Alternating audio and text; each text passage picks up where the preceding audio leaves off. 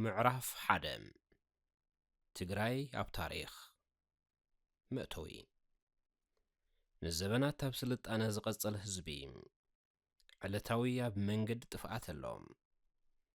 መዋእሉ ኣብ ብራኸ ዝነበረ ህዝቢ ሕዚ ናብ ኣዝዩ ከቢድ ቁልቁል ይኣተሎም። ዝንተ ዕለት መንግስትነት ሒዙ ዝቐጸለ ህዝቢ ሕዚ ናብ መንግስቲ ኣልቦነት እዚ ናብ ዝወልዶም ከበድቲ ህልቂታት ይስጉመሎም። ህዝባዊ ሓድነትን ብሄራዊ ስምረትን መግለጺኡ ዝነበረ ህዝቢ ሕዚ ብምኽንያት መሪሕነቱ ናብ ምክፍፋል የምርሐሎም። ንደጋውያን ወረርቱን ታሪኻውያን ጽላእቱን ሓደ ኮይኑ ዝመከተ ወናነ ድሙቕ ታሪኽ ዝኾነ ህዝቢ ሕዚ ተበታቲኑ ኣደዳ በላዒ ኮይነሎም። እዚ ኣብ ታሪኽ ህዝብና ኣዝዩ ዘሕዝን ኣጋጣሚ እዩ። እዚ ካብ ጽንታ ዝተረፈ ህዝቢ ሕዚ ኣብ ከቢድ ሓደጋ ህላወ ከም ዘሎ ዘይሰማማዕ ኣይህሉን። ካብ ኩናት ዝተረፈ መንእሰይ ተስፋ ስኢኑ ዝፈትዋ ትግራይ እናገደፈ ይኸይድ ምህላው ዘየተሓሳስቦ ኣካል ኣይህሉን።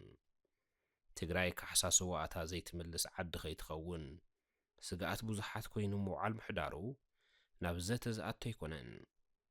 ሕዚ እውን ኩናትን ወረ ኩናትን ዘርዕዳ ትግራይ ንርኢ ምህላውና ሓደን ክልተን የብሉን። እዚ እውን ኣብ ትግራይና ፈጺሙ ክኸውን ዘይነበሮ ሕማቕ ተርዮ እዩ። ንሕና ከም ጉባኤ ህዝባዊ ርክባት ትግራይ እዚ ኩሉ መከራን ናህላዊ ሓደጋን ልዕሊ ዓቕሚ ትግራይን ተጋሩን ድየ ይኮነን ዝብል ሕቶ ኣብዛ መድረኽ እዚኣ ተቐዳምነት ሂብካ ክምለስ ዝግብኦ ሕቶ እዩ ኢልና ንኣምን። ካልእ ይትረፍ ትማሊ ቅድሚ ትማሊ እኳ ኣብ ዝባን ህዝብና ዝተዳዕነነ ናይ ጽንታ ኩናት ብዝለዓለ ጽንዓትን ስምረትን ክምክት ዝኸኣለ ህዝቢ ሒዝካ ህሉ ሓደጋ ልዕሊ ህሉ ዓቕሚ ትግራይ እዩ ምባል ዝከኣል ኣይኮነን። ብርግጸኝነት ክፍታሕ ዝኽእል ጸገም እዩ ገጢሙና ዘሎ። ብትኽክል ክስገር ዝኽእል ፈተና እዩ ሒዙና ዘሎ። ሓድነትና ስምረትናን ትግራይ ትቕድም ዝብል ጭርሖናን ጥራይ ዝጠልብ መፍትሒ ዘለዎ ጸገም እዩ ኣጓኒፍና ዘሎ። እዚ ብርግጸኝነት ክዝረብ ዝከኣል ሓቂ እዩ። ስለ ዝኾነ ዕለታዊ ንስእና ዘለና ትግራይ ናብ ዝተማልአ ብሄራዊ ግርማ ምምላስ እንኽእለሉ ወርቃዊ ዕድል ኣብ ኢድና ዘሎ ዕድል ኮይኑ ግን ድማ ዝሃስስ ዘሎ ዕድል እዩ። ቀልጢፍና እንተዘይርኪብናሉ በብሰከንድ ይሕንሸሽ ዘሎ ዕድል ምዃኑ ምርዳእ የድልይ። ንሕና ጉባኤ ህዝባዊ ርክባት ትግራይ ካብ ዓንተው እውን እዚ ከም ዝበለ ትግራይ ክትድሕነ ኣለዋ ዝብል ጽኑዕ እምነት እዩ ጣይሹና። ህዝቢ ትግራይ ኣይኮነንዶ ንባዕሉን ንውሽጣዊ ጉዳያቱን ንኻልእ እኳ ሓሊፉ ዝተርፍ ጥበብን ብልሕን ዝተዓደለ ህዝቢ እዩ። እንተኾነ ብምኽንያት ኣብ መሪሕነቱ ዝተፈጠረ ቁልውላው እንሆ ሕዚ እውን ጠፋእኹዶ ቐንኹ ኣብ ዝብል ስግኣት ኣትዩ ከውዶ ሓቒፉ ይነብር ኣሎ። እዚ ብዘይ ዝኾነ ይኹን ቅድመ ኩነት ደው ክብል ዓቕሚ ተጋሩ ልዕሊ ፈተና ትግራይ ምዃኑ ክምስከር ኣብ መሪሕነትና ዘሎ መሰረታዊ ጸገም ክእለ ዝኾነ ይኹን ናይ ፍልልይ ኣጀንዳ ብልዝብ ተዓጅቡ ንረብሓን ህላወን ትግራይ ጥቁብ መፍትሒ ክኸውን ከም ወለድና ኣገብእ ኢልና ተበጊስና ኣለና። ኣብዚ መበገሲ ጽሑፍ ሓጺር ድሕረ ባይታ ገምጋም ህልው መድረኽ መፍትሒ ሓሳባት ተተግባራይነትን ናይ ትግበራን ኣንፈትን ሓዊሱ መዋጽኦ ትግራይ ዘእንፍት መበገሲ ንምቕማጥ ተፈቲነሎ። ንዘተ ድማ ክፍቲ ኮይነሎ። ፍታሕ መሰረታዊ ቃላት እዘን ኣብ ርእሲ ዝተቐመጣ ቃላት ማለት እውን ኣገብእ፣ ልዝብ፣ ንብሔራዊ ረብሓን ዘተኣማምን ህላወን ኣብዚ ሰነዚ ብስፍሓትን ብዕምቆትን ዝቐረቡ ሓተታታትን መበገስን መፍተልን ነጥብታት እየን። እዘን ኣብ ርእሲ ዝተቐመጣ ቃላት ማለት እውን ኣገብእ፣ ልዝብ፣ ንብሔራዊ ረብሓን ዘተኣማምን ህላወን ኣብዚ ሰነዚ ብስፍሓትን ብዕምቆትን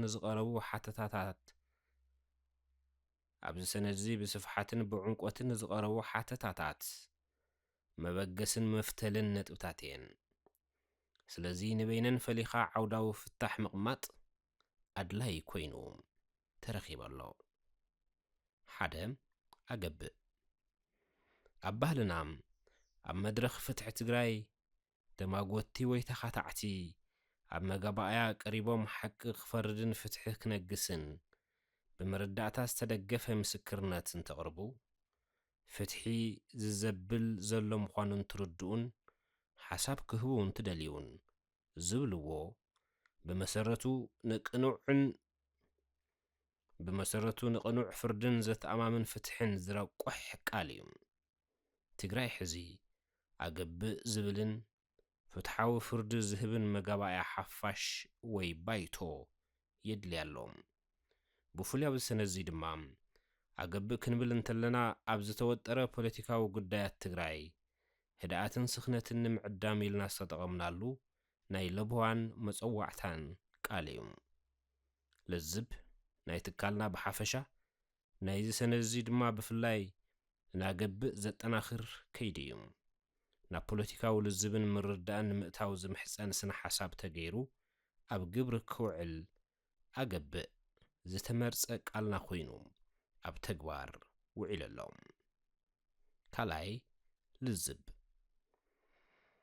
ዋላ እኳ ቀንዲ ባእታ ፖለቲካ ሓሳብካ ምቕራብን ብሓሳብ ተወዳዲርካ ስዒርካ ምሕላፍን እንተኾነ ኣብ ንቡር ኩነታት ንዘየላ ትግራይ ግን እዚ ዕርዩ ርሑቕ ባእታ እዩ። ስለዚ ልዕሊ ፖለቲካዊ ባህግታት ብዝኾነ መለክዒ ፖለቲካዊ ድሌታትካ ባህግታትካን ኣረኣያታትካን ንይሕደር ጽኒሕኻ ብሓባር ምዝታይን ምርዳእን ልዝብን እንካን ሓባን ምክያድ ብሓደ ወገን ነባር ባህሊ ህዝብና እናሃለወ ብኻልእ ወገን ድማ ምልክት ዝሰልጠነ ፖለቲካዊ መስርሕ እንከለዎም ኣብ ዓድና በቲ ዝድለ መንገዲ ኣብ ረብሓ ይውዕልን ዘሎ እሞ ኣብ ምውሓስ እዛ ብሄር ልዝብ ከም ሓደ ስልትን ምጥቃም ንማለት እዩ። ትግራይ ሕዚ ኩሎም ተቃርኖታት ብሽምግልናታት ብምቅርራባት ብልዝብን ምምኻራትን ተተኪኦም ኩሉ ብማዕረ ዝዕወተሉ ማለት እውን ዊን ዊን ኣፕሮች ባይታ ምፍጣር ትግደድ ንምባል ዝቐረበ ቃል እዩ። ሳልሳይ ብሄራዊ ረብሓ ብሄራዊ ማለትና ትግራይ ከም ብሄርን ኣብ ውሽጣ ዘለዉ ብሄረሰባትን ብማዕረ ዝጸሉ ልዕል ዝበለ ህዝባዊ ኣጀንዳ ማለት እዩ። ትግራይ ሕዚ ብሄራዊ ድሕነት የድልያ ካብ ዝብል መበገስ እዩ ንዝተሓሰበ ልዝብ ክውክል ዝተመረጸ ቃል ኮይኑ ኣሎ። ብምኽንያት ካብ ባህጊ ህዝቢ ባህጊ ውልቀ ምዕባይን ብምኽንያት ኣነነትን ብሄራዊ ረብሓ ቀዳምነት ዝውሃቦ ኣጀንዳ ኣይኸውንን ዘለሞ እዚ ምስባር የድሊ ንምባል ዝቐረበ እዩ። ትግራይ ሕዚ ልዕሊ ውልቃውን ጉጅላውን ረብሓ ብሄራዊ ረብሓ ምርግጋጽ ትኹረቱ ዝገበረ ምንቅስቓስ ልዝብ ኣብ እትጠልበሉ ዝተፈለየ መድረኽ ኣላ። ራብዓይ ዘተኣማምን ህላወ ክንብል እንተለና ኣበጊስናዮ ዘለና ዛዕባ ከም ብሄር ናይ ምህላውን ዘይምህላውን ዕፃ ዝውስን ምዃኑ ንምግላጽ እዩ። ዕላማ እቲ ዝግበር ልዝብ እንታይ ምዃኑ ንምብራህ እውን ተባሂሉ ዝቐረበ እዩ።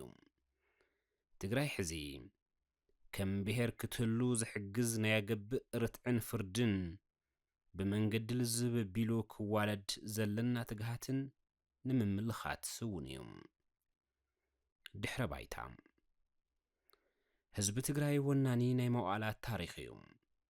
ስልጡንን በሪኽ ንቕሓተ ሕልና ዝወነነን ካብ ዝበሃሉን ጥንታዊ መበቀል ካብ ዘለዎምን ህዝብታት እቲ ሓደ እውን እዩ። ብፍላይ ጥንታውያን ተጋሩ ናይ ባዕሎም ቋንቋ፣ ስርዓተ ጽሕፈት፣ ስርዓተ ንባብን ቁጽርን ዝወነኑ ክሳብ እዚ ዘለናሉ ዘበን እውን እንተኾነ ዝሰግር ባእታ ስልጣን ዝነበሮም እዮም።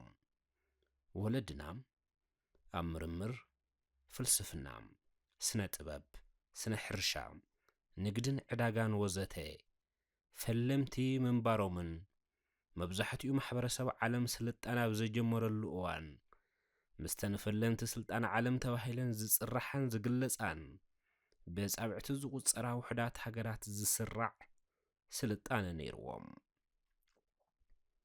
እዚ ሓቂ እዚ ቅድሚ ልደተ ክርስቶስ ዝነበሩ ሊቃውንቲ ግሪክ ሮማን እስራኤልን ምስክርነቶም ብጽሑፋትን ሰነዳትን ገሊጸምሉ እዮም። እቲ ሕያው ሓቂ ግን ሕዚ እውን ኣብ ልሳን ነብሰ ወከፍናን ኣብ ምድረ ኣኽሱምን ከባቢኣን ፊዚካል ብዝኾነ መርአይ ተሰንዲሖሎም።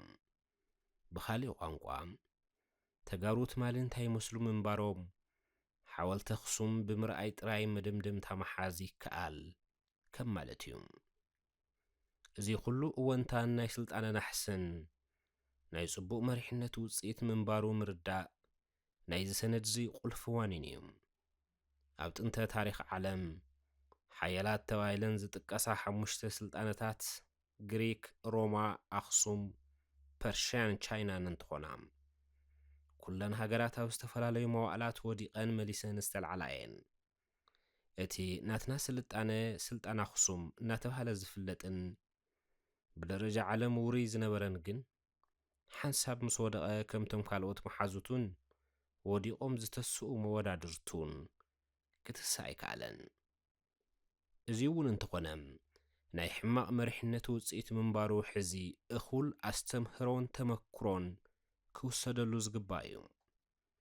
ብልሕን ስልጣነን ቀዳሞት ተጋሩ ንምግላጽ ካብ ዘበነ ስልጣን ኣኽሱም ምጅማርና እቲ ውራይ ትንክፍ ኣቢልካ ንምሕላፍ እምበር ቅድሚ እዚ ስልጣነ ዝነበሩ ጥንታወት ተጋሩ ኣብ ቀመር ግዜ ስልሒታት ፀሓይ፣ ተፈጥሮ ማይ፣ ኣንፈት ንፋስ፣ ባሕሪ ሓሳብን ሒሳብን ወዘተ ዘገርም ምህዞ ኣገባብ ስራሕን ብልሕን ነይርዎም። ኣብ ሕርሻን ማእቶትን፣ ኣብ ሕግን ስርዓትን፣ ኣብ ስነ ጥበብን ኢደ ጥበብን፣ ኣብ ሕክምናን ፈውስታትን፣ ኣብ ንግድን ዝምድናታት ወፃእን፣ ኣብ ምኽታምን ጥበብ ስነ ህንፃን ወዘተ ንዓለም ዘበርከትዎ ጠቃሚ ተመክሮ ዓለም ከም ህያብ ተጋሩ ጥንቲ ቆፂራ ትጽንዖን ትመራመረሉን ይርአ። ሕዚ ጽንታት ተርእስና ሰኣን ልዝባብ ሓደጋ ህላወ ዘለና ተጋሩ እዚ ከም ዝበለ ጸጋ ከበረታት ዕናን ከም መንቅሒ ደወል ከገልግለናን እናተገብአ ኣብ ቦታና የለናን። እዚ ናይ ተጋሩ ናይ ትማሊ ስራሕቶም እናወረስናዮ ዲና መጺና ወይ እናተሓሰምናዮን እናርሕቕናዮን ዝብል ሕቶ ምልዓል ከዓ ኣገዳሲ ኮይኑ ቀንዲ ጉልበቱ ግን ሕዚ ናብ ልዝብ ደፊኡ ንብሔራዊ ረብሓን ዘተኣማምን ህላወንዶ ክወስደና ይኽእል ይኸውን ኣብ ዝብል እዩ ዝምስረት። ብትኽክል ጥበብ ኣኽሱማውያን ናበይ ከደ? ኣኽሱም ዘበርዐነ መሪሕነት ሕዚ ናበይ ኣበለ? ኣኽሱም ዘዕንበበ መሪሕነት ሕዚ ናበይ ኣበለ? ከምቲ ዝበለ ስልጡን ህዝብን ብዓራእይ መሪሕነትን ሕዚ ናበይ ሃደመም? ምላሽ ዝደልዩ ሕቶታት እዮም። እንተኾነ እቲ ስልጣነ ኣብ ምውዳቑ ይኹን ኣብ ምትስኡ እቲ ዝለዓለ ግደ ዝወስድ መሪሕነት ንምዃኑ ዘጠራጥር ኣይኮነን። ብውድቀት መሪሕነት ሓዊሱ ብዝተፈላለዩ ውሽጣውን ደጋውን ምኽንያታት ቆጫዕ ኢሉ ዝተሰበረን ህዝቢ ትግራይ ኣብ መንገዲ ነዊሕ ቁልቁል ክርከብ ግድን ዝገበረን መሪሕነት እዩ። ድሙቕ ስልጣን ኣኽሱም ንህዝቢ ትግራይ ካብ ናይ ባርነት መዋእለ ድሓኖን ቧዕ ዝበለ ስልጣነ ህልም ኢሉ ጠፊኡ ብጥበቡ ዘበናት ዘቆመ ህዝቢ ብድቅሱ ዘበናት ብዝዋኑ ሓሊፎም ብሓቂ ድሕሪ ዘበን ኣኽሱም ህዝቢ ትግራይ ኣይነበረን። እንተኾነ ኣብ ማእኸል ቧዕ ህልም ዝብሉ ዝተፈላለዩ ናይ ንቕሓት ሕልና ዘበናት ነይሮም እዮም። እዞም ዘበናት እዚኦም ብሓፂሩ ትግራይ ጽቡቕ መሪሕነት ዝረኸበትሎም ዘበናት ኢልና ክንወስዶም ንኽእል። ኣውራ ነጥብና ኩሎም ድሙቕ ምዕራፋት ካብ ምድልዳል መሪሕነት፣ ኩሎም ድኹም ምዕራፋት ካብ ስንኩል መሪሕነት ዝመንጨው እዮም።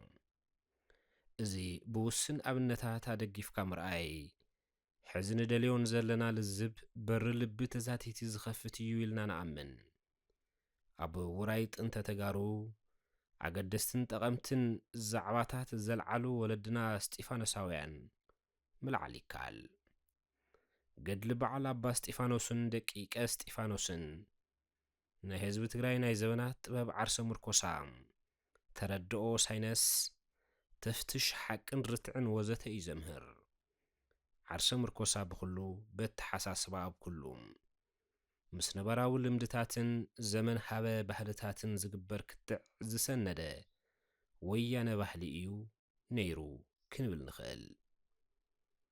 እዚ ፍሉይ ናይ ታሪኽና መዋእል ውፅኢት እቲ ታሪኻዊ መሪሕነት እዩ ዝነበረ ዋላ በዓል ኣባ እስጢፋኖስ መራሕቲ ዓዲ ዘይነበሩ እንተኾነ ህዝቢ ትግራይ መሪሕነት ኣብ ዝሰኣነሎም ብዙሓት መዋእላት ድማ ልክዕ ከምታ ናይ ሒዚ ጠፊኡ ምስ ክብሩ ደኒኑ ምስ ማእገሩ ፈኺሱ ምስ ዓቕሙ ተጎዲኡ ሃንቱም ዝበሃል ዝነበረ ህዝቢ ዝባኑ ቀሊሉ ኣብነት ህዝቢ ትግራይ ብዘበን መሳፍንቲ ዝበፅሖ ጸገም ሞትን ህልቂትን ዝሕዝን ተጠቃሳይ ምዕራፍ እዩ። መንግስትነት ዘይብሉ ህዝቢ ኣደዳቲ በብኩጀቱ ዝዓረደ ዓቀይታይ ኮይኑ ሰኣን ልዝብ ናብ ሓደ ዘይመፀ መሪሕነት ህዝቢ ትግራይ ለይጣ ንኽርከብ ምኽንያት ኮይኑ ከም ዳጉሻ ዓውዲ ተወቂዱ ናይ ቀረባ ታሪኽና እኳ እንተሪእና ድሕሪ ዮሃንስ ዝነበሩ መኳንንቲ ኣብ መሬት ትግራይ ኮፍ ኢሎም ክዝትዩ ብዘይምኽኣሎም ህዝቢ ትግራይ ንሓደ 100 ዓመት ኣብ ትሕቲ ኣብታር መራሕቲ ሸዋ እናሰንበረ ክነብር ግድን ኮይኑ ንድሕሪት ምልስ እንተኢልና እውን ሃፀይ ልብነ ድንግል ኣብ መበል 16 ክፍለ ዘበን ሃፀይ ሱስንዮስ ኣብ መበል 17 ክፍለ ዘበን ከምኡውን ዘበን ደጃቱ ውቤ ንትግራይ ቁልቁል ካብ ዝደፍኡ ናይ ታሪኽና ሕማቕ ኣጋጣምታት ነይሮም። እዚ ኩሉ ትግራይ ንብሔራዊ ረብሓኣን ዘላቒ ህላውኣን ዝሓስብን ዝሓልይን መሪሕነት ብዘይምውናና ዝተፈጠረ እዩ። ህዝቢ ትግራይ መሪሕነት ንምውናን ኣብ ዝፈተነሎም እንተነኣሰ ክልቲኦም ወያነታት ማለት እውን ናይ 1935 ዓ.ም ቀዳማይ ወያነን ናይ 1967 ዓመተ ምህረት ካልኣይ ወያነን ከመይ ርእሱ ንምቕናዕ ከም ዝፈተነን ኣብ ገሊኦም ናይ ታሪኽ ምዕራፋት እውን ከመይ ናብ ጉቡእ ክብሩ ክጓዓዝ ከም ዝጀመረን ንብዙሕ ሰብ ርዱ እዩ። እዙይ ባዕሉ በብዘበኑ ዝመፁ ነዚ ህዝቢ እዚ ክመርሑ ታሪኽ ዝሓረዮም ልሂቃን ኣብ ባዕሎም ናይ ዝህሉ ስምረትን ረብሓ ህዝቢ ትግራይ ዘቐድም ትብዓትን ውፅኢት እዩ ክንብል ንኽእል። እቶም ልሂቃን ብፍጹም ኣይጋጨውን ነይሮም ክንብል ስለ ዘይንኽእል ምእንተ ታሪኾም ምእንተ ህዝቦምን ዓዶምን ክብሉ ብልዝብ ነቕዓቶም የጽብቡ እሞ ኣብቲ ዘገድስ ቀንዲ ነጥቢ ጥራሕ የድህቡ። እዚ ምግባር ኣብ ዘይከኣልሉ እዋን ድማ እንሆ ዝሰነድ እዚ ክነሰናድእ ኣድላይ ኣብ ዝኾነሉ መሰከፍ ምዕራፍ ክንርከብ ግድን ኮይኑ እዞም ኣጋጣምታት ታሪኽ እዚኦም ሕዚ ትግራይ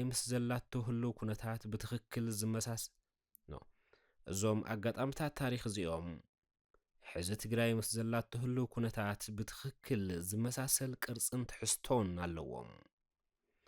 እቶም ኣብ ታሪኽ ዝረኣናዮም ናይ ውድቀት ይኹኑ ናይ ድምቀት ምዕራፋት ካብ 2013 ዓ.ም ናብዚ ኣብ ዘለዋ 5 ዓመታት ጥራሕ ብእኹል መንገዲ ተረኣዮም እዮም። ህዝቢ ትግራይ ንመሪሕነቱን ኣብ ዝሰመረሉ ኩናት 2013 እቲ ዝተረኣየ ዓወት ክምዝገብ እዚ ህዝቢ ኣብ መድረኽ ዓለም ስሙ ብኣግራሞት ክለዓል ግድን ኮይኑ ህዝቢ ትግራይ ንመሪሕነቱን ኣብ ዘይሰመረሉ ድሕሪ ፕሪቶርያ ኣብ ዘሎ ፖለቲካዊ መድረኽ ድማ እቲ ዘለናሉ መሰከፍ መድረኽ መግለጺና ክኸውን ግድን ኮይኑ ኣገዳስነት ልዝብ እምበኣር ካብዚ ሕመረታዊ ነጥብ እዚ ዝብገስ እዩ። ተደጋጋሚ ውድቀት ንምንታይ? ንብሔራዊ ረብሓን ዘተኣማምን ህላወን ዝኸውን ልዝብ ዕርዩ ከይረፈደ ሕዚ እዩ ዘድሊ። ንብሔራዊ ረብሓን ዘተኣማምን ህላወን ዝኸውን ልዝብ ዕርዩ ከይረፈደ ሕዚ እዩ ዘድሊ ኣብ ዝብል መበገሲና እቲ ከም ህዝቢ ኣብ መዋእላትና ዝተረኣየ ተደጋጋሚ ውድቀት መሰረታዊ ትሕዝትኡ ምርዳእ ኣድላይ ምዃኑ ካብ ምስቋር ክለዓል ኣለዎም። ታሪኽ ትግራይ ታሪኽ ወራር፣ ታሪኽ መኸተን ተደጋጋሚ ውድቀትን ዓወትን ኮይኑ እዩ ዘሊቑ። ዓድና ትግራይ ታሪኻ ኣብ ሓደ ቦታ ኣይሃደን፣ ኣብ ሓደ ምዕራፍ ኣይረገን። ዘዝተሓፈስ ዓወት ብዙሑል ማይ እናተኸለሰ ሓደ ወለዶ እኳ ብዘይ ድምፂ ጥይት ክሓልፍ ኣይከኣለን። ስለዚ ተደጋጋሚ ውድቀት ንምንታይ ዝብል ሕቶ ምልዓል ንዝካየድ ልዝብ ፍርቂ መገዲ ከም ምኻድ ይኸውን። እዚ ጥራይ ዘይኮነስ ህዝቢ ታሪኹ ታሪኽ ተደጋጋሚ ጽንተት፣ ታሪኽ በብመድረኹ ምንኣስ ግዝኣታዊ ሓድነትን ምውሓድ ብቁጽሪ ኮይኑ እዩ መጺኡ። እዚ ጥራይ ዘይኮነስ እዚ ህዝቢ ታሪኹ ታሪኽ ተደጋጋሚ ጽንተት፣ ታሪኽ በብመድረኹ ምንኣስ ግዝኣታዊ ሓድነትን ምውሓድ ብቁጽርን እናኾነ እዩ መጺኡ። እዚ ኣብ ዝኾነ መዋእል ጠጠው ክብል ግድን ክንውስን ኣለና። እዚ ብግቡእ መልክዑ ምርዳእ ሕዚ ንንወስዶ መፍትሒ እቲ ዝሓሸ መንጠር ይኸውን። ባዕዳውያን ወረርቲ ግዝኣቶም ንምስፍሕፋሕን ሃገራት ንምግባጥን ኣብ ዘካየድዎ ተደጋጋሚ ወራር ትግራይ ቀንዲ ማእኸል ስሕበት ኮይና እያ ሓሊፋ። ትግራይ ኣብ ዘመና በር ወራር ነይራ። እዚ ኣድሚዋን ሰይርዋን ማእኸል ተደጋገምቲ ዓውደ ኩናት እናኾነት ዝመጸት ትግራይ ብንቢታ ጅግንነትን መስዋዕትን ዘወፈየቶም ተጋሩ ንትግራይ ኣውሒድዋ እዩ። ዋላ እኳ ንተደጋጋሚ ወራር ባዕዳውያን ብፍጹም ጅግንነት ዝመከተ ህዝቢ እንተኾነ ዘበን ሓሊፉ እንትምዘን ግን መሬትና እንዳቁምብላ ሰብና ኣደዳ መስዋዕቲ ኮይኑ እዩ ተረኺቡ። እዚ የሕፍረናን የናስሐናን ኣይኮነን። ሓደ ሓቂ ግን ኣለዎም። እቶም ውግኣት ኣብ ሰብናን መሬትናን ከቢድ በሰላ፣ ህልቂት፣ ምስፍሕፋሕ ድኽነት፣ ሕማምን ድርቅን ገዲፎም ዝኸዱ እዮም። እዚ ንባዕዳውያን ወረርቲ ዝነበረናን ዘለናን ተቐላዓይነት ናብ ባሕሪ ምስ ዘለና ቅርበት እውን ዝተኣሳሰር እዩ። ዘበን እንትቐንዕ ግዜ እንትወፅእ እዚ ናብ ባሕሪ ዘለና ቅርበት ከመይ ፍልፍል ጸጋ ምግባር ከም ዝከኣል ምሕሳብ ይከኣል ይኸውን። ሕዚ ግን ኣብ ሓደጋ ህላወ ኣለና። ልዝብ ኣብ ዝጠልብ ፍሉይ መድረኽ ኣለና። ተዛቲናን ተረዳዲእናን ዶ ናብ ሕዌት ንሰግር ወይስ ተፋጢጥናን ተሃላሊኽናን ብሓባር ንጠፍእ ዝብል ሕቶ መድረኻዊ እዩ፣ ወሳኒ እዩ፣ ዕፃ ህላወ ዝውስን እዩ። ብብርኪ መሪሕነትን ንሱ ብዝፈጥሮም ጸጋታትን ደሓን ዝበሃል መስዋዕቲ ትግራይ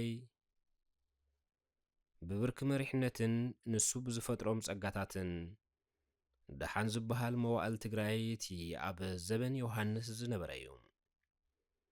ትግራዋይ መራሓ ሃገር ሃፀይ ዮሃንስ መጋቢት 1881 ዓ.ም ንወረርቲ ድርቡሽ መኪቶምን ደምሲሶምን እንተብቅዑ ኩናት ኣብ ዘዕረፈሉ እዋን ሓንቲ ሃንደበት ብዝተተኮሰት ጥይት ተወቂዖም መስዋዕቲ ከፊሎም። እዚ ከመይ ኣጋጢሙ? ብመን ብዝተተኮሰ ጥይት ተሰዊኦም? ስለምንታይ ዝብሉ ሕቶታት ንምምላስ ነዊሕ ግዜ ስለ ዝወስድን ናብ ካልኦት ኣጀንዳታት ስለ ዝመርሐናን ክንኣትዎ እኳ እንተዘይመረጽና ትግራይን ተጋሩን ንመስዋዕቲ ሃፀይ ዮሃንስ ስዒቡ ዝረኸብዎ ሓሳረ መከራ ምርኣይ ግና ኣገዳሲ እዩ። ምኽንያቱ ሞት ዮሃንስ ሞት ሓደ ንጉስ ጥራይ ስለ ዘይወለደ ሞት መሪሕነት ትግራይ እዩ ዝወለደ። ድምፃዊ ንጉስ ኣባዲ ኣብ ሓደ ዘይምኡ ከምዚ ይብል። ሞት ዮሐንስ ዓደይ ፈለግ ቀያሕ ነጥዒ መዓዝ ሞት ሰብ ኮይና ሕሰም ሓንቲ ቀውዒ ሞት ሰለስቲአን እያ ሓቂ ሕጊ ርትዒ ሰለስቲአን ክብሪ ብሄራውያን ዘበይ ንመስዋእቲ ሃፀይ ዮሐንስ ስዒቡ ሃፀይ ምኒልክ መሳፍንቲ ሸዋን ሰዓብቶምን ነተጋሩና መቃቐሉ ከም ድላዮም ክረግጽዎም ጀሚሮም እቲ ዝለዓለ ሴራ ሸዋ ሓደ ትግርኛ ዝዛረብ ህዝቢ ብርዋ መረብ ተኸፊሉ ዘበን መዋእሉ ክተፋነን ዝገብር ብውዕሊ ፈረስማይ ዝተሓገገ ኣብ ልዕሊ ተጋሩ ዝተኣወጀ ብዘበናት እውን ክስተኻኸል ዘይከኣለ በደል እዩ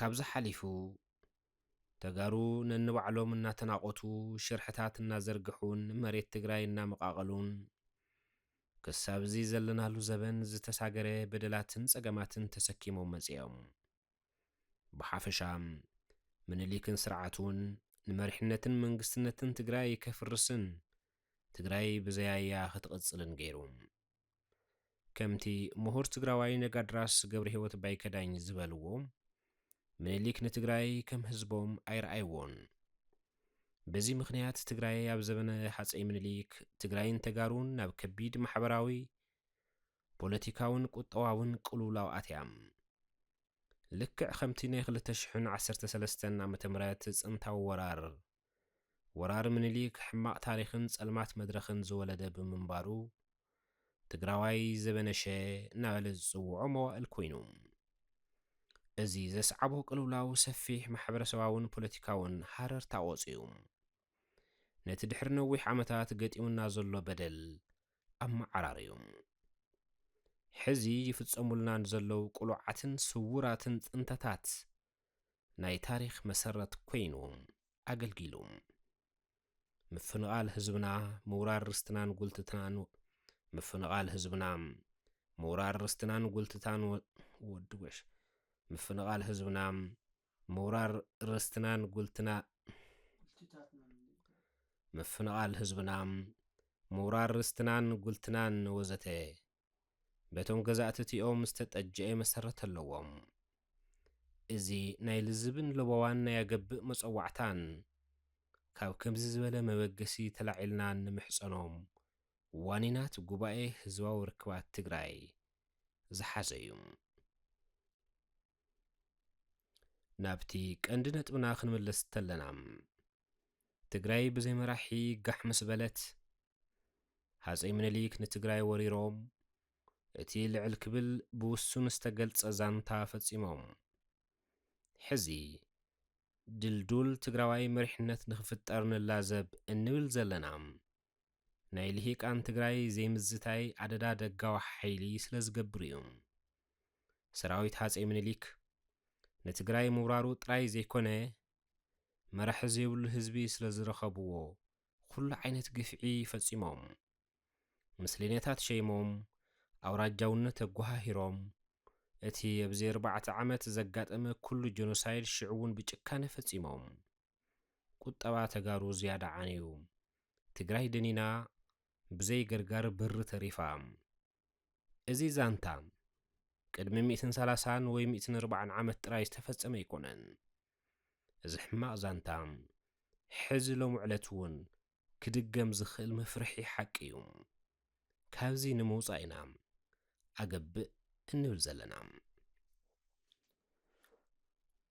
ህዝቢ ትግራይ ኣብ ዘበን ምኒልክን ሃይለ ስላሴን ኢትዮጵያ ንምውራር ዝመፁ ደጋውያን ሓይልታት ክምክት ሰቡን ሓመዱን ከቢድ ዋጋ ከፊሉ ኣብ ኩናት ዓድዋ ወርሰገ ኣላጀ መቐለ እንዳ ኢየሱስ ማጨው ወዘተ ህይወት ተጋሩ ጠፊዩ እዚ ኩሉ ኣብ ሰብ ጥሪትን ንብረትን ዝበጽሐ ዕንወት ከም ተጋሩ ማሕበረሰባውን ቁጠባውን ሳዕቤን እምጽኡ ገዚፍ ስንካለ ስሪቱ ዝሓለፈ እዩ ከም ህዝቢ ክብሪ ዝሃገር ንምሕላው ዝገበርናዮ ተጋድሎ ኣየናስሐናን ዘስዕበልና ኪሳራ ግን ክንርስዖ ቀሊል ኣይኮነን እቲ ብደረጃ ዓለም ተደጋጊሙ ዝለዓል ኩናት ዓድዋ ዋላ ካብቶም ቅድሚኡ ዝነበሩ ዓውደ ውግኣት ብዝተፈለየ ገባብን ታሪኽን ብዙሓት ኢትዮጵያውያን ዝተሳተፉሉን ዝተሰውኡሉን እንተኾነ እነራእሲ ኣሉላን ካልኦት ጀጋኑ ተጋሩን ዝያዳ ወተሃደራዊ መሪሕነት ዝሃብሉ እዩ። እዚ ሓደ ሓቂ ኮይኑ ንበማይቲ ሽሓት ዝቁጸሩ ዕጡቓትን ደገፍተሙን ፍልፍል ዕጥቅን ስንቅን ዝኾነ ህዝቢ ትግራይ ዓወት ዓድዋ ዝፈጠረሉ ሸከም ኣይተዘረበን። ቀለብ ኣድግን በቕልን ሓርበኛታት ዓድዋ ዝነበረ መሬትን ቤትን ትግራይ እዩ። ብሓፈሻ ንኩናት ዓድዋ ዝተሰከመ ሕቐ ህዝቢ ትግራይ እዩ። ኣብዚ መዳይ ህዝቢ ትግራይ ብሓፈሻ ምስ ኩናት ዓድዋ ተዛሚዱ ዝኸፈሎ መስዋእቲ መጉዳእቲ ዕንወት ቁጠባን ብርሰት ከባብን ድማ ብፍላይ ዋላ የናስሕ ዝርሳዕ ግን ኣይኮነን። ኣብዚ እውን ኣጀንዳና ግደ መሪሕነት እዩ።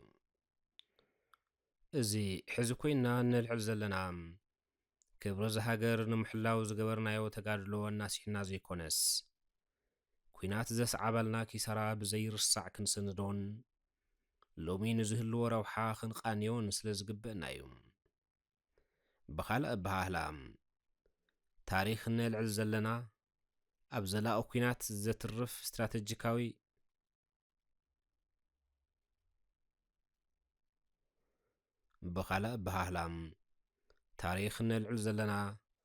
ዘላቒ ኩናት ዘትርፍ ስትራቴጂካዊ ኣተሓሳስባ ክንጽመድ ምእንታን ከም መዘኻኸሪ ክኾነና ደኣ እምበሪ ንቁዘም ኣይኮነን። ራእሲ ኣሉላ ኣባነጋ ኣፍሪካዊ ጀነራል ኣውራ መራሒ ኩናት ዓድዋን ካልኦት ዓውደ ውግኣት እቲ ዘበንን እዮም።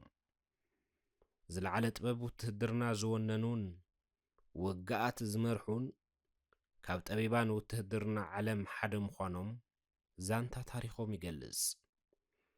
እዞም መዘና ኣልቦ ጅግና ጀነራል ወረርቲ ሓይልታት ደገ ኣብ ጊንዳዕ፣ ደጉዓሊ፣ ሰሓጢ፣ ገለባትን ካልኦት ዓውደ ውግኣትን ዝለዓለ ጅግንነት ዝፈጸሙ ወተሃደራዊ ብልሕን ጥበብን ደቂ ትግራይ እቲ ዘበን እንታይ ከም ዝመስል ዘርአዩ ጅግና እዮም።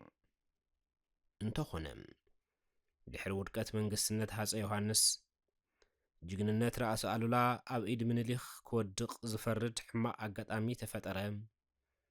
ኣሉላ ዝኣክል ሰብ ኣብ መረባ ሸዋ ኣትዩ ክንእስ ዝገብር ነዚ ዘለናዮ መድረኽ ዝመስል ሕማቕ መዋራዳይ ፖለቲካዊ ኩነታት ተኸሰተ።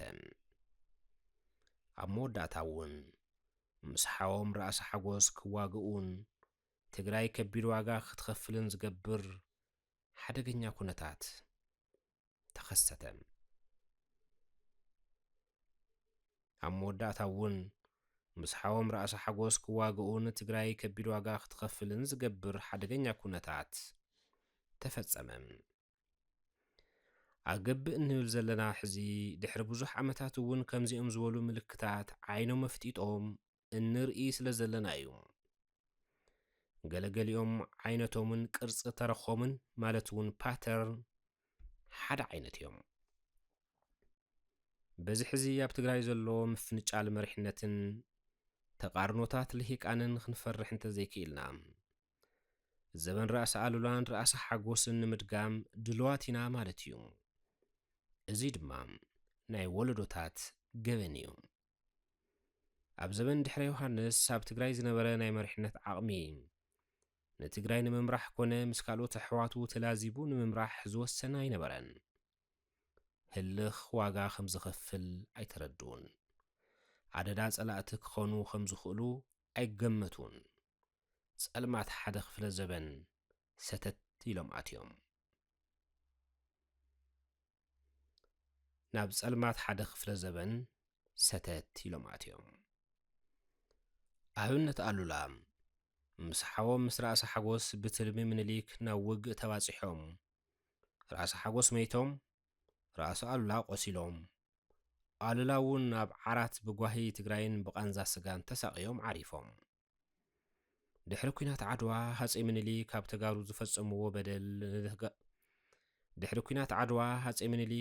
ተጋሩ ዝፈጸምዎ በደል ነተጋሩ በብገጾም ስልጣን ብምሃብን ብምኽልካልን ዝፈጠርዎም ሽርሕታትን ተንኮላትን ጥራሕ ዝግምገመ ኣይኮነን።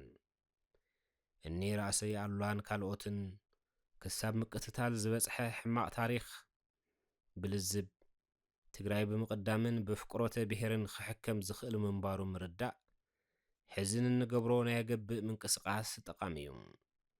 ተጋሩ እንትልብሙ ካብ ደገ ዝመጾም ዝኾነ ተጻብኦ ኣየሰኩኖምን ኣይሰብረውን። እዚ ኣብ ዘበን ምኒልክ ኣብ ልዕሊ ህዝቢ ትግራይ እናተፈጸመ ዝመጸ ተጋሩ ነንባዓልቶም ናይ ምክፍፋል መጉናጽን ምብልላዕን ኣብ ውሽጦም ኣፈላላያት ክዓሙቕ ናይ ምግባርን እዚ ኣብ ዘመነ ምኒልክ ኣብ ልዕሊ ህዝቢ ትግራይ እናተፈጸመ ዝመጸ ተጋሩ ነንባዓልቶም ናይ ምክፍፋል መጉናጽን ምብላዕን ኣብ ውሽጦም ኣፈላላያት ክዓሙቕ ምግባርን በዚ ኣቢልካ ዓቕምታቶም ምብታንን ክጣፍኡ ምግባርን ዋላ ድሕሪ ሕልፈት ንራእሲ ኣሉላን ራእሲ ሓጎስን እውን ቀጺሉ እዩ። ዋላ ሕዚ ኣብቲ ንሕና ዘለናሉ ዘበን እውን እናተፈጸመ ዝርከብ ሕማቕ ኣጋጣሚ እዩ። ኣገብእ እንብል ድማ ብምኽንያት እዩ። ሃፀይ ምኒልክ ንሰዓብቶምን ደቂ መዛሙርቶምን ስልጣነ ረኪቦም ምስ ሞቱ እቲ መስርሕ ወፅዓ ንድልወን ናብ ህዝቢ ትግራይ ከምኡ ኢሉ እዩ ዝቐጸለ። መጥቃዕቲ ሸዋ ኣብ ልዕሊ ትግራይ ሌጋሲ ኮይኑ ክሳብ ሕዚ እውን ክሳብ ብዚ ሕዚ እዋን ክቕጽል ዝገበረ ኩነት ተፈጢሩ። እዚ ዝኾነ እቲ ህዝቢ ሰነፍ ህዝቢ ስለ ዝኾነ ኣይኮነን፣ እንታይ ደኣ መሪሕነት ስለ ዝሰኣነ። ሕዚ ኣገብእ ኢልና እንብገሰሉ ዘለና ናይ ልዝብ መጸዋዕታ ነዚ ከምዚ ዝበለ ጸገም ዘይምድጋም እዩ።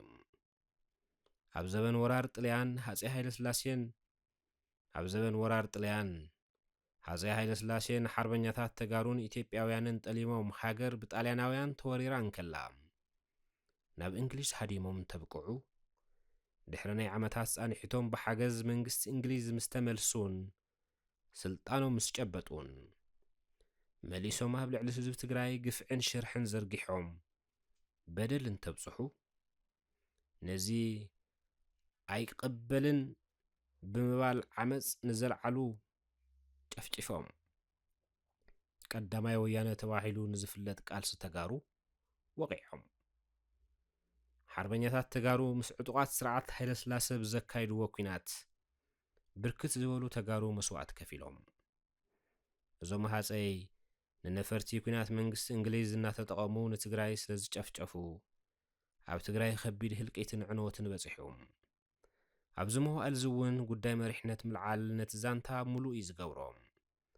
ኣብዚ ክርአ ዘለዎ ኸፋእ ጸላእቲ ከም ዘለዎ እንተሎ መሪሕነት ስለ ዘይነበረ እቲ ዝነበረ ስለ ዘይሰጠመ ብልዝብ ኣቢልካ ኣፈላላያት እቲ መሪሕነት ክጸብብ ስለ ዘይተገብረ እዩ እቲ ጸገም ክጋደድ ክኢሉ። ንስርዓት ሃይለ ስላሴ ዝተከአ ደርግ ንሓደገኛታት ኣዋጃቱን ወተሃደራዊ ኣገዛዝኡን ዝተቃወሙ ብዙሓት እንትኾኑ ካብዚኦም ሓደ ቃልሲ ህዝቢ ትግራይ ዝመርሐ ህወሓት ይርከቦም። ህወሓት መራሒ እምቢታ ህዝቢ ትግራይ ጥራይ ዘይኮነ ኣብ ዘበናዊ ፖለቲካዊ ታሪኽ ተጋሩ ዝዓበየ ትካል መስዋዕትን ዓወትን እዩ። ህዝቢ ትግራይ ዝለዓለ ተጋድሎን ድሙቕ ዓወትን ዘመዝገበሉ ናይ 17 ዓመት ብረታዊ ቃልሲ ኣብ ታሪኽ ዓድና እናተኮልዐ ዝነብር እዩ። እንተኾነም እቶም ዝበዝሑ ናይ ውግእ ዓመታት ኣብ መሬት ትግራይ ብምንባሮም ዘይበረሰ ገዛ የለን፣ ህይወት ዘይገበረ ስድራ የለን። ብኢሃፓ ብኢድዩ ብግንባር ገድሊ ሓርነት ትግራይ ብሕወሓት ወዘተ ዝተተኮሰ ጥይት ኣብ ሰብን መሬትን ትግራይ ይውዒሉ። መሬት ትግራይ ማእኸል ዓውደ ኩናት ኮይኑ እሽሓት ተጋሩ ሞት ተደሪሮም እንስሳ ትግራይ ተሓሪዶም ኣግራባት ትግራይ እንትባርዑ ህዝቢ ትግራይ ብምኽንያት ኩናት ዝመጾ መዓት ጥሜት፣ ዕንወት፣ ስደትን ሕማምን ባህሉ ክሳብ ዝመስሉ ኣብ ዝዋኑ ነቢሮም። ኣብዚ መዋዕል እውን እንተኾነ ሓለዋት መሪሕነት ከመይ ወሳኒ ምዃኑ ንርዳእ። ምኽንያቱ ካብ ታሪኽ ክሳብ ሎሚ መሪሕነት እንትበልሕ ዝበልሕ መሪሕነት እንትጎትም ዝጎትም ጸገም እዩ ገጢሙና። ኣብ 1990 ዓመተ ምህረት ኣብ 1990 ዓመተ ምህረት ኢትዮጵያን ኤርትራን ብዘካየድዎ ኩናት እቲ ዝበዝሕ ህዝቢ ትግራይ ግዳይ እቲ ኩናት ዝኾነሉ ተርእዮ ነይሩ። ጽቡቕ መሪሕነት ኩናት ከይፍጠር ብምግባር እንተተፈጢሩ ድማ ብውሑድ ኪሳራ ብምውጋን እዩ ደረጃ ብልሑ ዝልካዕ። ከም ዝበለ ስግኣት ዘቕንጥጥ መሪሕነት እዚ ሕዚ ኣብ ትግራይ ብዝሓሸ ቁመና ክደላደል እንደልዮ ዘለና መሪሕነት እዩ። ነዚ ልዝብ የድሊ ንምውዳቕ ኢህወደግን ምጥያሽ ብልጽግናን ስዒቡ ዝመጸ ጽንታ ትግራይ ካልእ ምዕራፍ ተፍትሽ መሪሕነት ትግራይ እዩ። እቲ ውግእ ብዘይምድላው ዝተኣተወ ውግእ ምዃኑ ብተደጋጋሚ ይዝረብ። ዘይምድላው እውን መንገዲ ቁልቁለት እዩ። ኩሎም ዓቕምታት ብኣግባቡ ዘይምጥቃም እውን ኣካል ውድቀት መሪሕነት እዩ። ብሓፈሻ ኣብዚ ናይ ጽንተት ኩናት መሪሕነት እንታይ ግደ ነይርዎ ዝብል እውን ምርኣይ ኣገዳሲ እዩ። ሕዚ ሰነድ እዚ ኣገዳሲ እዩ ኢልና እንለዓለሉ ዘለና ምኽንያት ፈለማን ቅድሚ ኩሉን ብምኽንያት እቲ ቅድም ኢሉ ኣብ ታሪኽና ዝነበረ ናይ መሪሕነት ክፍተት እንተቐጽል ብምኽንያት እቲ ሎሚ ኣብ ኢድና ዘሎ ቅልውላዊ መሪሕነት ቀጺሉ ድማ ብምኽንያት ብቐጻሊ ክህልወና ዝኽእል ብሄራዊ ተቐላዓይነት ልዝብ ኣድላይ ኮይኑ ስለ ዝረኸብናዮ እዩ። ልዝብ ዓቕሚ ይእክብ። ልዝብ ሰብካ ከይትኸስር ይገብር። ልዝብ ብሄራዊ ጉልበት ክህልወካ ይገብር። ልዝብ ጸላእቲ ከኣትውሉ ዝኽእሉ ሕጓይ ዓብስ። በዚ ኣቢልካ ድማ ውሕስ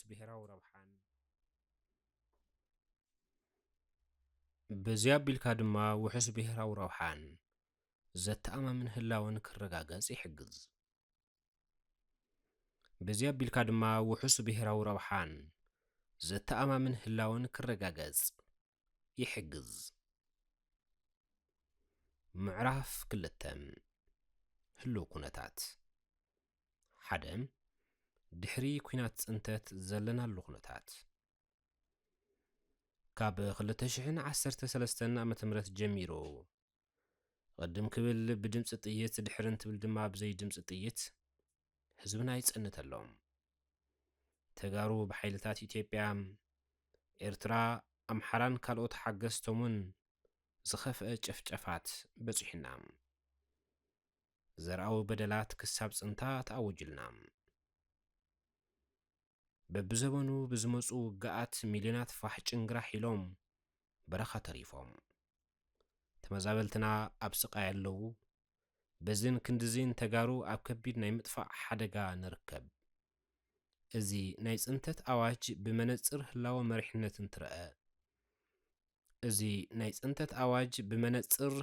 መሪሕነት እንትርአ እዞም ዝስዕቡ ነባር ጸጋታት ሰይሩ ክህልው ወይ ክምዕብሉ ዝነበሮም ዓበይቲ ቁም ነገራት ኣምኪኑ ይኸይድ ኣሎም።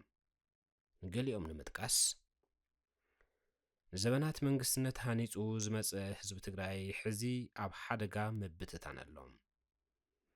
እቲ ዝዓበየ ህዝባዊ ትካል ዝበሃል መንግስትነት ኣብ ትግራይ ሕዚ ብዝተማልአን ህዝባዊ ድምፂ ዝፈጠሮን ኮይኑ ኣይተሃነጸን። ኣብ ህላወ ዓዲ ወሳንነት ዘለዎ ናይ ውድባት ምንቅስቓስ ሕዚ ናይ ሕጋውነት፣ ናይ ወፍሪ፣ ናይ ፋይናንስ ሕቶታት ወጢሩ ሒዝዎን ኣሎም። ኣብ ዲሞክራታይዜሽን ሓንቲ ዓዲ ወሳንነት ዘለዎን ሲቪክን ሲቪልን ማሕበራት ተዳኺመንን መንሚነንን ኣብ ሓደጋ ኣለዋ። ኣብ ሓለዋ መንነት ምርግጋጽ ተሓታትነትን ምዕባይ ግንዛበ ህዝብን ዓብዪ ግደ ዘለዎን ትካላት ሚድያ ሓያል ወይ ረብሓ ናብ ዝወጠጠን ዝውጠጣ ኮይነን ኣለዋ። እቲ ዝለዓለ ሃፍቲ ተጋሩ ዝበሃል ሓድነት ብዝልለ ናህሪ ይሽርሸር ኣሎም። መግለጺኡ ድማ ኣብ ሕወሓት፣ ኣብ ግዝያዊ መንግስቲ፣ ኣብ ሰራዊት፣ ኣብ ህዝቢ ወዘተ ሰፊሕ ምግምማዓት ይፍጠር ኣሎም። ጸላእቲ ኣብ ልዕሊ ህዝቢ ትግራይ ጽንታ ምፍጻሞም ቀጺሎም ኣለዉ። ተመዛበልትና ኣይተመለሱን፣ ግዝኣታዊ ሓድነትና ኣይተውሓሰን፣ ብህዝቢ ዝተመርጸ መንግስቲ የለን መሰል ዓርሰ ውሳነ ኣይተረጋገጸን። ምስ ጎረባብትና ክህልወና ዝግብኦ ሰናይ ርክብ ብምኽንያት ኣብ ውሽጥና ዘይተወገነ ዕዮ ሕዚ እውን ብሓርፋፉ ይቕጽል ኣሎ። ኣብ ህዝብና ዝበጽሐ ጂኖሳይድ ተሓታትነት ክህልዎ ዝገብር ስራሕ ኮነ ተበግሶ ፈጺሙ ኣይረአን ዘሎ። በዚ ምኽንያት ድማ ፈጸምቲ ገበን ከም ንጹሓት ናብ ዝቝጸርሉ ኩነት ነምርሕ ኣለና። ብህጹጽ ክመጽእ ዝነበሮ ኣጀንዳ ሕውየትን ዳግማይ ህንጸትን ናብ ትሕቲ ጠረጴዛ ኣትዩ ብሰፊሕ ወረ ኩናትን ይትካእ ኣሎ። ኣብ ተኣፋፍ ፖለቲካዊ ዞባ ከም ዘለና ዝተረስዕ ይመስል ግዜ ኣንጻርና እናኸደ መሪሕነትና ግን ኣብ ዕንን ኣሎ። ኣብ ተኣፋፍ ፖለቲካዊ ዞባ ከም ዘለና ዝተረስዕ ይመስል ግዜ ኣንጻርና እናኸደ መሪሕነትና ግን ኣብ ዕንን ኣሎ ወዘተ። ካብዚ ኣብ ዘበንና ገጢሙ ዘሎ ጽንተት ከመይ ጌርና ንወፅእ? ዕድላትናን ቀጸልቲ መንገዲ ድሕንነትናን እንታዮም? ኣብዚ መኣዲ ዘተና ብስለት ብዘለዎ ኣገባብን ፍታሕ ብዘምጽእ መልክዑን ክንመኽረሉን መዋጽኦ ክነቕምጠሉን ይግባእ። እዚ ናብ ኣፈሞት ዘምርሕ ዘሎ ጉዕዞ ክግታእ ድማ ርችት ልዝብ ብምውላዕ ኩላትና ንዕወተሉ ባይታ መምችቻው የድልየና። ምላሽ ንጸገማት ኣብ መሪሕነት ትግራይ ሰፋሕቲ ናይ ልዝብ ስራሕቲ ምስራሕ ፍርቂ መንገዲ ናይቲ ዓብዪ ስራሕ ከም ዝኸውን ይእመን። ምኽንያቱ ኣብ መሪሕነት ዘሎ ጸገም ምዕራይ ነቲ ወትሩ እውን እንተኾነ ኣብ ቦትኡ ዘሎ ህዝቢ ብቐሊሉ እዩ ዘለዓዕሎን ናብ ኣዎንታዊ ዋኒን ዝወስዶን። ሕዚ ካብ ልዝብ ዝምንጩ ምላሽ ንጸገማት ንርአ። 1 ድምር መፍትሒ እቲ ኣብ ታሪኽ ዝተደጋገመን ሕዚ ክሳድ ትግራይ ረጊጹ ሒዙ ዘሎን ጸገም ናብ መምዕርራይ ስትራቴጂክ መሪሕነት ዘቕንዐ ናይ ልዝብ ቃልሲ ምክያድ እዩ። እቲ ናይ ልዝብ ትግሃት ንኹሉ ዝረብሕ ብፍላይ ድማ ንህዝቢ ዘሳግር ክኸውን ኣለዎም። ከም ተጋሩ ናብ ብራኸን ንወጸሉ እምበር ዘይንጎዳድአሉ ናይ መሪሕነት ምምዕርራይ የድልየና። ስጋት ዘይኸውን ንሓደ ድሒኑ ንኻልእ ዘይቐትል ንመሪሕነት ምምዕርራይ ክገሃድ ስጋት ዘይኸውን ንሓደ ድሒኑ ንኻልእ ዘይቐትል ናይ መሪሕነት ምምዕርራይ ክገሃድ ነውሲ ወከፍካ ድሉው ምዃን የድሊ። ድልውነት ግን እኹል ስለ ዘይኮነ እኹል ዘይምዃን ጥራይ ዘይኮነስ ግዜ እውን ኣንጻርና ይሰርሕ ብምህላው ግድና ገብእ ክንብል መሪሕነትና ናብ ልዝብ ክመጽእ ኣብ ግዜ ሰሌድኡ ዝተነጸረ መስርሕ እቲኻ ምውፋር የድሊ። 2 ኣንቃሕቲ ማሕበረሰብ ማለት እውን ኣብ ዓውድታት ፖለቲካ ማሕበራውን ቁጠባውን ዓውድታት ብንቕሓት ዝሳተፉ ምሁራት ኣብ ምቅላል ነቶም ጸገማት ርኡይ ኣበርክቶ እናሃቦ ኣይኮኑን። ኣብ ደንቢ እቲ ፈላላይ ኣትዮም ናይቶም ዋልታታት ላምባ ኮይኖም ኣለዉ። ስለዚ ህዝቢ ትግራይ ክፋል ላዕላዊ መሬቱን ህዝቡን ኣብ ትሕቲ ቀተልቱ ወዲቑ ህዝቢ ኣብ ስደትን ሞትን እናሃለወ ሎሚ እውን ሓድነት ስኢና ኣብ ከቢድ ሓደጋ ክንርግረግ እንተለና ኣያምበል ዝብል አንቃሒ ይውሕደሎም። ሕዚ ካብዚ ገምጋምዚ ተበጊስካ ደው ኢልካ ምሕሳብ የድሊ። አንቃሕቲ ኩሎም ኣብ ኣፈላላይ ዘሎ ኣካላት ንትግራይ ጥቕሚ እዮም ኢልካ ምብጋስን ናብ ማኣዲ ልዝብ መጺኦም ንብሔራዊ ረብሓ ክለዓዓሉን ምግባር ቀንዲ ዕማሞም ክገብሩ ይግባእ። እዚ ይግባእ ብዝብል መተሓሳሰብ ጥራይ ዝሕለፍ ዘይኮነስ ብትልሚ ዝምራሕ ለውጢ ክኸውን ኣለዎም። 3 መራሕቲ ትግራይ ብጉጅለታት ተመቓቒሎም ጐንፂየ ማዕቢሎም ኣብ ሕማቕ ምጥምማት ኣትዮም ብምህላዎም ህዝቢ ትግራይ ኣብ ውሽጢ ዝኸፍአ ስጋኣት ይርከብ። እዚ ብቕልጡፍ እንተዘይተኣልዩ ድማ ከም ህዝቢ ክንጠፍእን ክንበርስን ዝገብር ሓደጋ ዝወልድ እዩ። እቲ ሕዝቢ ጭቡጥ እናተስተባሃለ ዘሎ ስደት መናእሰይና ሞት ተመዛበልትና ዝተናግዐ ቁጠባና ዝተሰበረ ሞራልና ወዘተ ካብ ዕለት ናብ ዕለት እናናሃረ ዝኸይድ ዘሎ ኣፈላላያትና ዝፈጠረ እዩ። እዚ ንብሔራዊ ውድቀትና ምልክት ይህበና ኣሎ። ሕዚ ኮፍ ምባል የድሊ፣ ምህዳእን ምስካንን ምሕሳብን ምውሳንን ግድን ይኸውን። ልዝብ መፍትሕ ኩሎም ጸጋማት ጌርካ ምውሳድ ይግባእ። ግዜ ገደብ እውን ምቕማጥ የድሊ። ምዕራፍ 3 መዋጽኦ 1 ቀመር ለውጢ። ሕዚ ምእንተ ሓበራዊ ረብሓን ብሔራዊ ህላወን ክንብል እንገብሮ ለውጢ ዓቕምታት ዘየንጠባጥብ ንኹሉ ዘሳፍር ቂምታ ዝበሃል ነገር ዘጥፍእ ብሔራዊ ስምረት ዝህብን ዘመናውን ክኸውን ኣለዎም። ኣብዚ ምዕራፍ እዚ ዝድሰሱ ቁም ነገራት ኩሎም በዚ ስዕብ ቀመር ዝተጠመቱ ክኾኑ ትጽቢት ይግበር። እዚ ቀመር እዚ ትኹረት ተገብእ ዘርዲ እዩ። እቲ ቀመር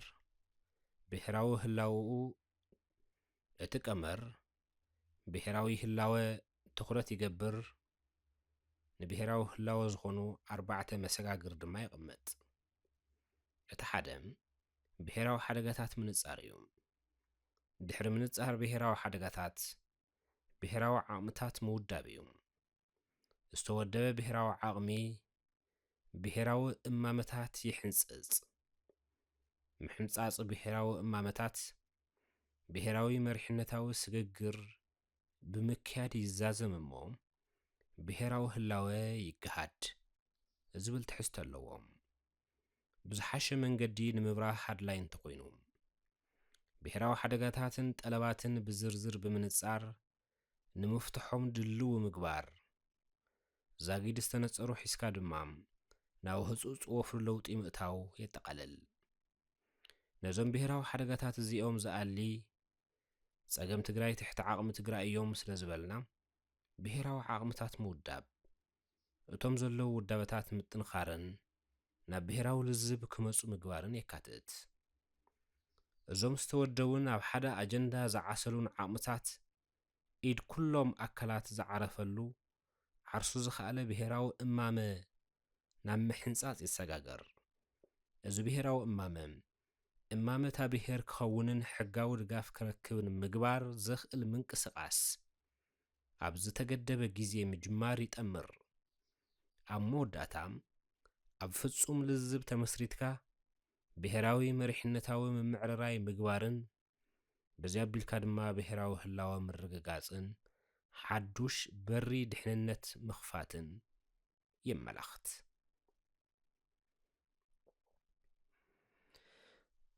ወሰንቲ ሕቶታትን መፍትሕ ሓሳባትን ቀዳሞት ተጋሩ ንጸገማት ጐንጽታትን ህዝባዊ ብድሆታትን ዝፈትሕሉ ኣገባብ ነይርዎም። ሓውን ጽልእን ዝቐርቦም የቃጽሉ ብምባል ንጽልእን ቅርሕንትን ዝሕሰሙ ወለድና ተጋሩ ብዝተፈላለዩ ምኽንያታት ንዝፍጠሩ ጽልኢታትን ጐነጻትን ዝኣሊሉ ስርዓት ነይርዎም ኣለዎም። ስርዓት ቃንጭን ሓቅን ወጀራት ዕስራ ዓዲ ካብዚኦም ሓደ እዩ። ኣለያ ጐንጽታት ማሕበረሰብ ገሎ ምኽዳን ኢሮብን ከም ኣብነት ምጥቃስ ዝከኣል እዩ። ኣብ ኩሎም ከባቢታት ትግራይ እውን ባህላዊ ዝኾኑ ኣፈታትሓ ጐነጻት ኣለዉ። ኣብ ኩሎም ከባቢታት ትግራይ እውን ባህላዊ ዝኾኑ ኣፈታትሓ ጐንጽታት ኣለዉ። እሞ ኣብዚ ሕዚ ሰዓት ንደቀቕቲ ተጻብኦታት እናግዘፍና ብሔራዊ ሓደጋ ብዝእቱ ብርኪ ኣብ ንስጉመሉ ዘለና ሃዋሁ ነዞም ክብርታትን ጸጋታትን ቀዳሞት ወለዲ ዓቂብናን ዘመናዊ ትምህርትን ተመኩረን ተወሲኽዎ ኣብ ግብሪ መውዓል ከመይ ተሰኣይኑና ዝብል እውን ዘተ ዘድልዮ እዩ። መጸዋዕታ ልዝብ ኣብኡ ኩሉ ግዜ ስለ ዝተበልዐ ናብ ተግባር ምስግጋር የድሊ። ብሳይንሳውነትን ዘመናውነትን ኣገባብ እውን እንተኾነ ጐንጽታት ይፍትሑ እዮም። ኣብዚ ዘለናሉ ዘበን ንጐንጽታት ምኽንያት ዝኾኑ ተባሂሎም ዝተነጸሩ ብዙሓት እንትኾኑ ካብዚኦም እዞም ዝስዕቡ ከም ኣብነት ምጥቃስ ይከኣል።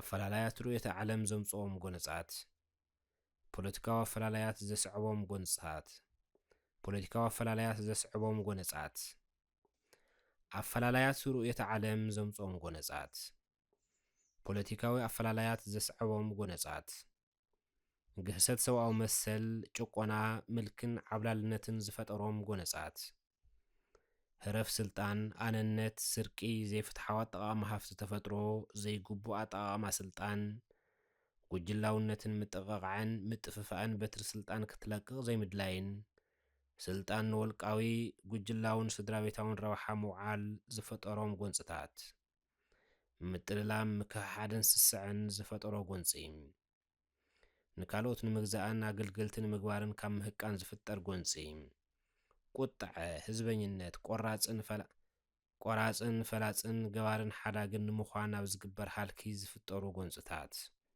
ካብ ብዙሓት ገሊኦም እዮም እሞ መንቀሊ ናይቶም ኣብ ውሽጥና ዘለዉ ጎንጽታት እንታይ እዮም ክንመያጠሎም ክንነጽሮምን ፍታሕ ክነቐምጠሎምን ይግባእ መፍትሒኡ ድማ ዝሕዘ በጊስናያ ዘለና ናይ ኣገብእ መጸዋዕታ እዩ ኢልና ንኣምን ኣብ ትግራይና ዘለዉ ጭቡጥ ጎነጻት እንታይ እዮም መንቀሊ እቶም ጎነጻት ኸም ኣብ ክልል እዞም ጎነጻት ብቐጥታን ብተዘዋወረን እናተሳተፉ ዘለዉ ንመን እዮም ናይዞም ጎነጻትን ዘይምርድዳኣትን ቀንዲ መርአይታት እንታይ እዮም እዞም ጎነጻትን ዘይምርድዳኣትን ከመይ ይፍትሑም ብኸመይ ኣገባብ ውሽጥና ነተዓራሪ ህላውና ነረጋገጽ ዝብሉ ሕቶታት ተመያይጥና ንፈትሖም እዮም ቀለልትን ኩላሕና ብማዕረ ንዕወተሎምን እውን እዮም ከም ጉባኤ ህዝባዊ ርክባት ትግራይ ብፍላይ ሎሚ ኣብ መሪሕነት ትግራይ ኣጋጢሙ ዘሎ ሓጓፍ ንምፍታሕን ንምጽባብን ጻዕርታት እኳ እንተተኻይዱ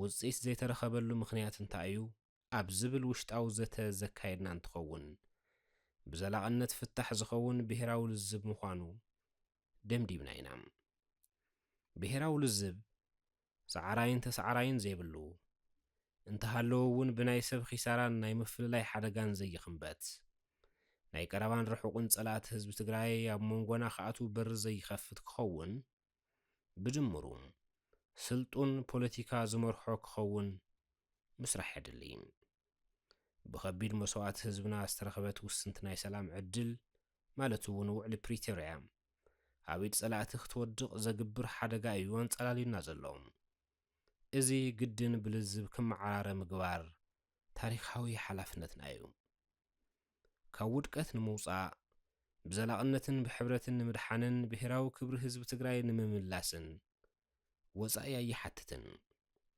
ንልዝብ ቁሩብ ምዃን እሞ ምስ ሓውካን ወገንካን ብማዕረ ምድሓን ኣማራፂ የብሉን ወይ ድማ ከም ገሊኦም ኣብ ታሪኽ ዝረኣናዮም መራሕቲ ህዝብኻ ብመሽገነ እቲኻ መወዳእታኻ ምብልሻው እዩ ዝኸውን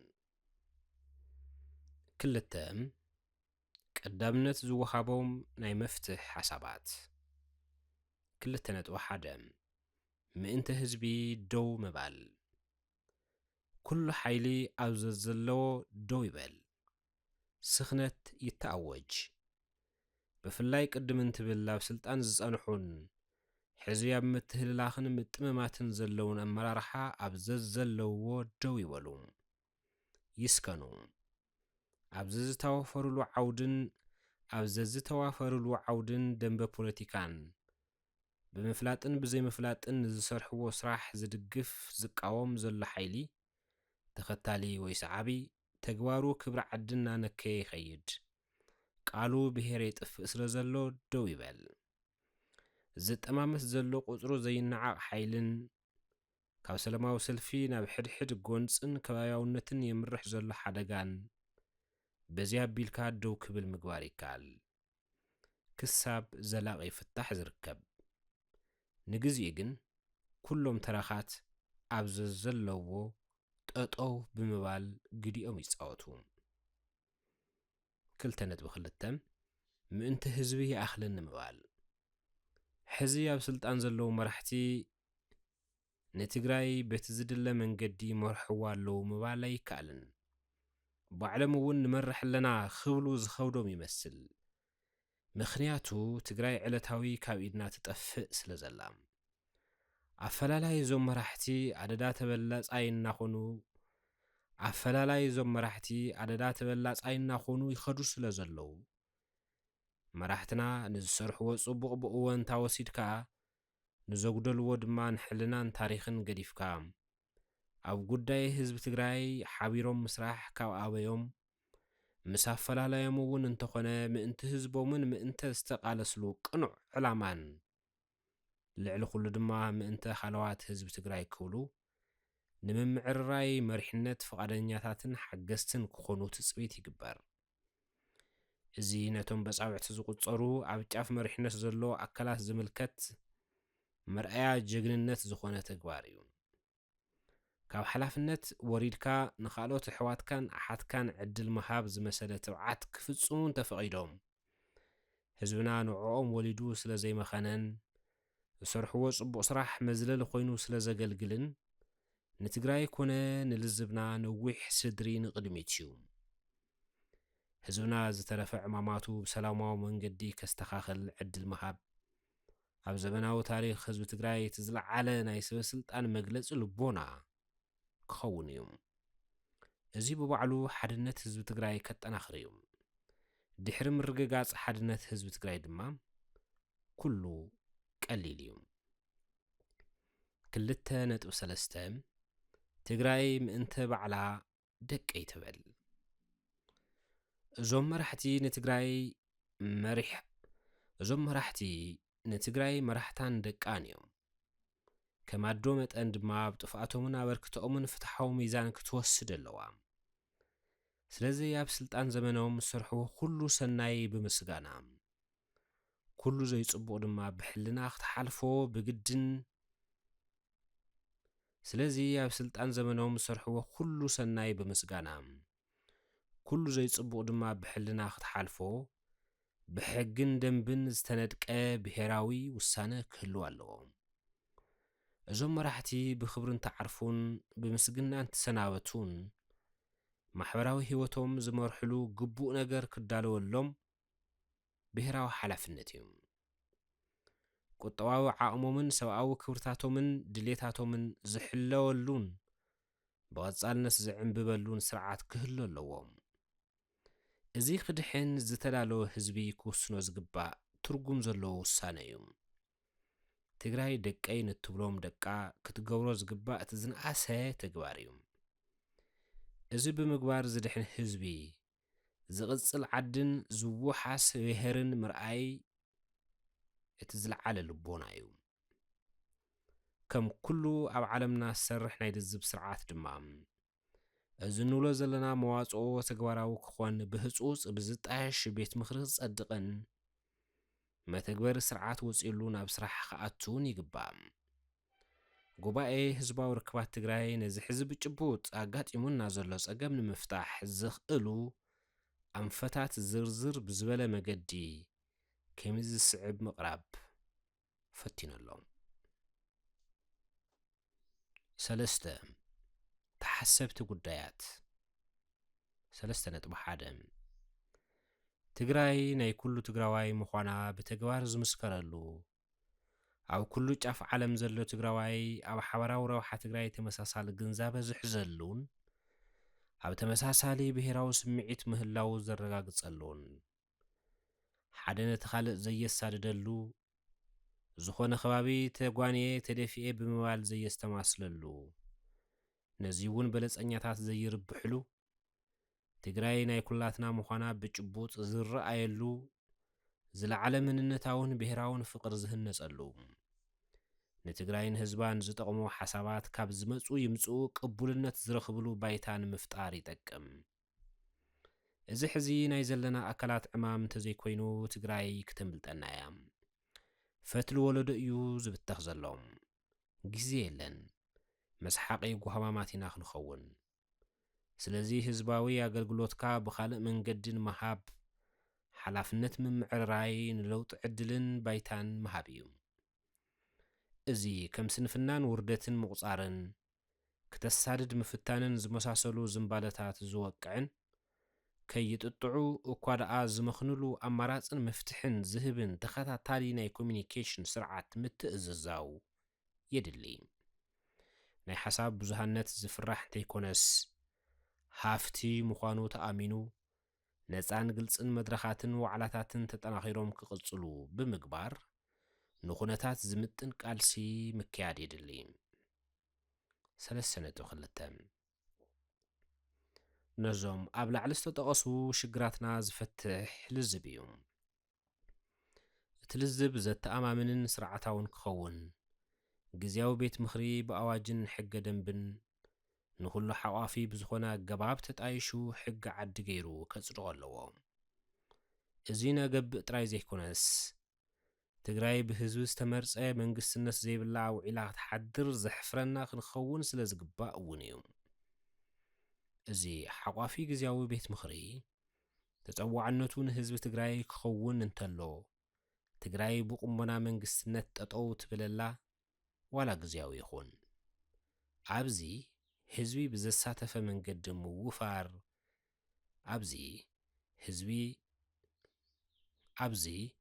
ህዝቢ ብዘሳተፈ መንገዲ ምውፋር የድልየና። 3.3 ልዝብ እንትህሉ ጸጋማት ትግራይ ብማዕረ መንፈስ ምርዳእ ይህሉ። ኣብ ትግራይ ገበን ጽንተት ከም ዝተፈጸመ ናብ ሕቶ ይኣቱ ኣብ ዘለሉ ምሕዘን መድረኽ ናይ ተጋሩ ሓድነት ናይ ሞትን ሕውየትን እዩ። ግዛእታዊ ሓድነት ትግራይ ንኽረጋገጽ ተመዛበልቲ ወገናት ናብ መረበቶም ንኽምለሱ ሰላም ውሕስ ንክኸውን ውዕሊ ፕሪቶርያ ከም ዕድል ንኽንጥቀመሉ ብህዝቢ ትግራይን ብዓለምን ቅቡልነት ዘለዎ ተደራዳሪ ኣካል ክህሉ ብሄራዊ ጠርናፋይ ሓይሊ ብህዝቢ ዝተመርጸ መንግስትነት ክህሉ ግድን ይኸውን። ትግራይ ዓዲ ሕግን ስርዓትን ክትኸውን ጉዳይ ተሓታትነት እውን ቃልሲ ክካየደሉ ኣብ ውሽጥን ደገን ዝርከብ ህዝብናን ሓይልታት ጸጥታን ሓዊሩ ክወፍር ዘተኣማምን ብሄራዊ ቅልጽም ማለት እውን መንግስትነት ክሃንጽ ብዘይ ዕርፍቲ ክሰርሕ ኣለዎም። እዚ ምኽንያትን ውጽኢትን ልዝብ እዩ። 3.4 ከም ማሕበረሰብ ፖለቲካዊ ሽግራትና ፈቲሕና ከመይ ብሄራዊ ምዕራያ ነካይድ፣ ከመይ ዓቕምታትና ኣኪብና ካብ ዝኣቲናዮ ዘለና ጸበባ ንወፅእን ዘላቒ ሰላም ነረጋግጽን፣ ከመይ ህዝብናን ዓርስናን ነድሕን ዝብሉ ዛዕባታት እዚ ጉባኤና ጠመተ ዝገብረሎም እዮም። ዓለም እኹል ተመክሮ ኣብ ዘጥረየትሉ ርእሰ ጉዳይና ዕንክሊል ንብል ዘለና። ስለዚ ትግራይ ኣብ ኢድና ከይጠፍአት ወሲንና ኣገብእ ክንብል ይግባእ።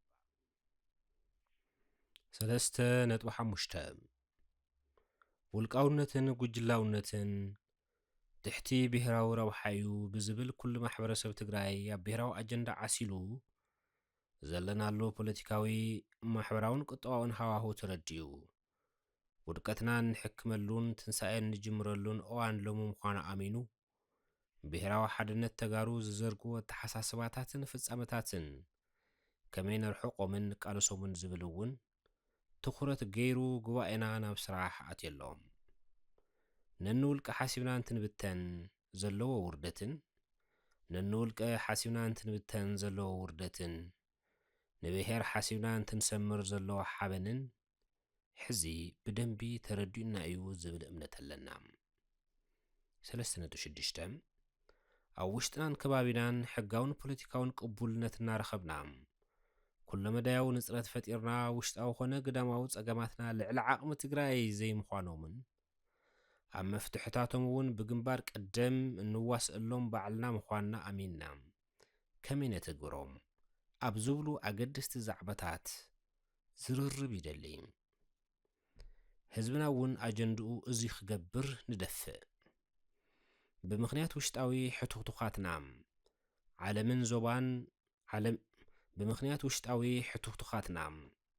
ዓለምናን ዞባናን ንዓና ብቐጥታ ብዝጸልዉ ምዕባለታት ይሓልፋ ኣለዋ።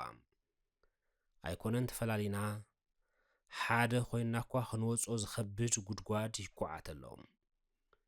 ሕዚ እውን ኣብዚ ጉዳይ እዚ ክንረዳዳእ ብቕልጡፍ መድረኻት ክዳሎ ግድን ይኸውን።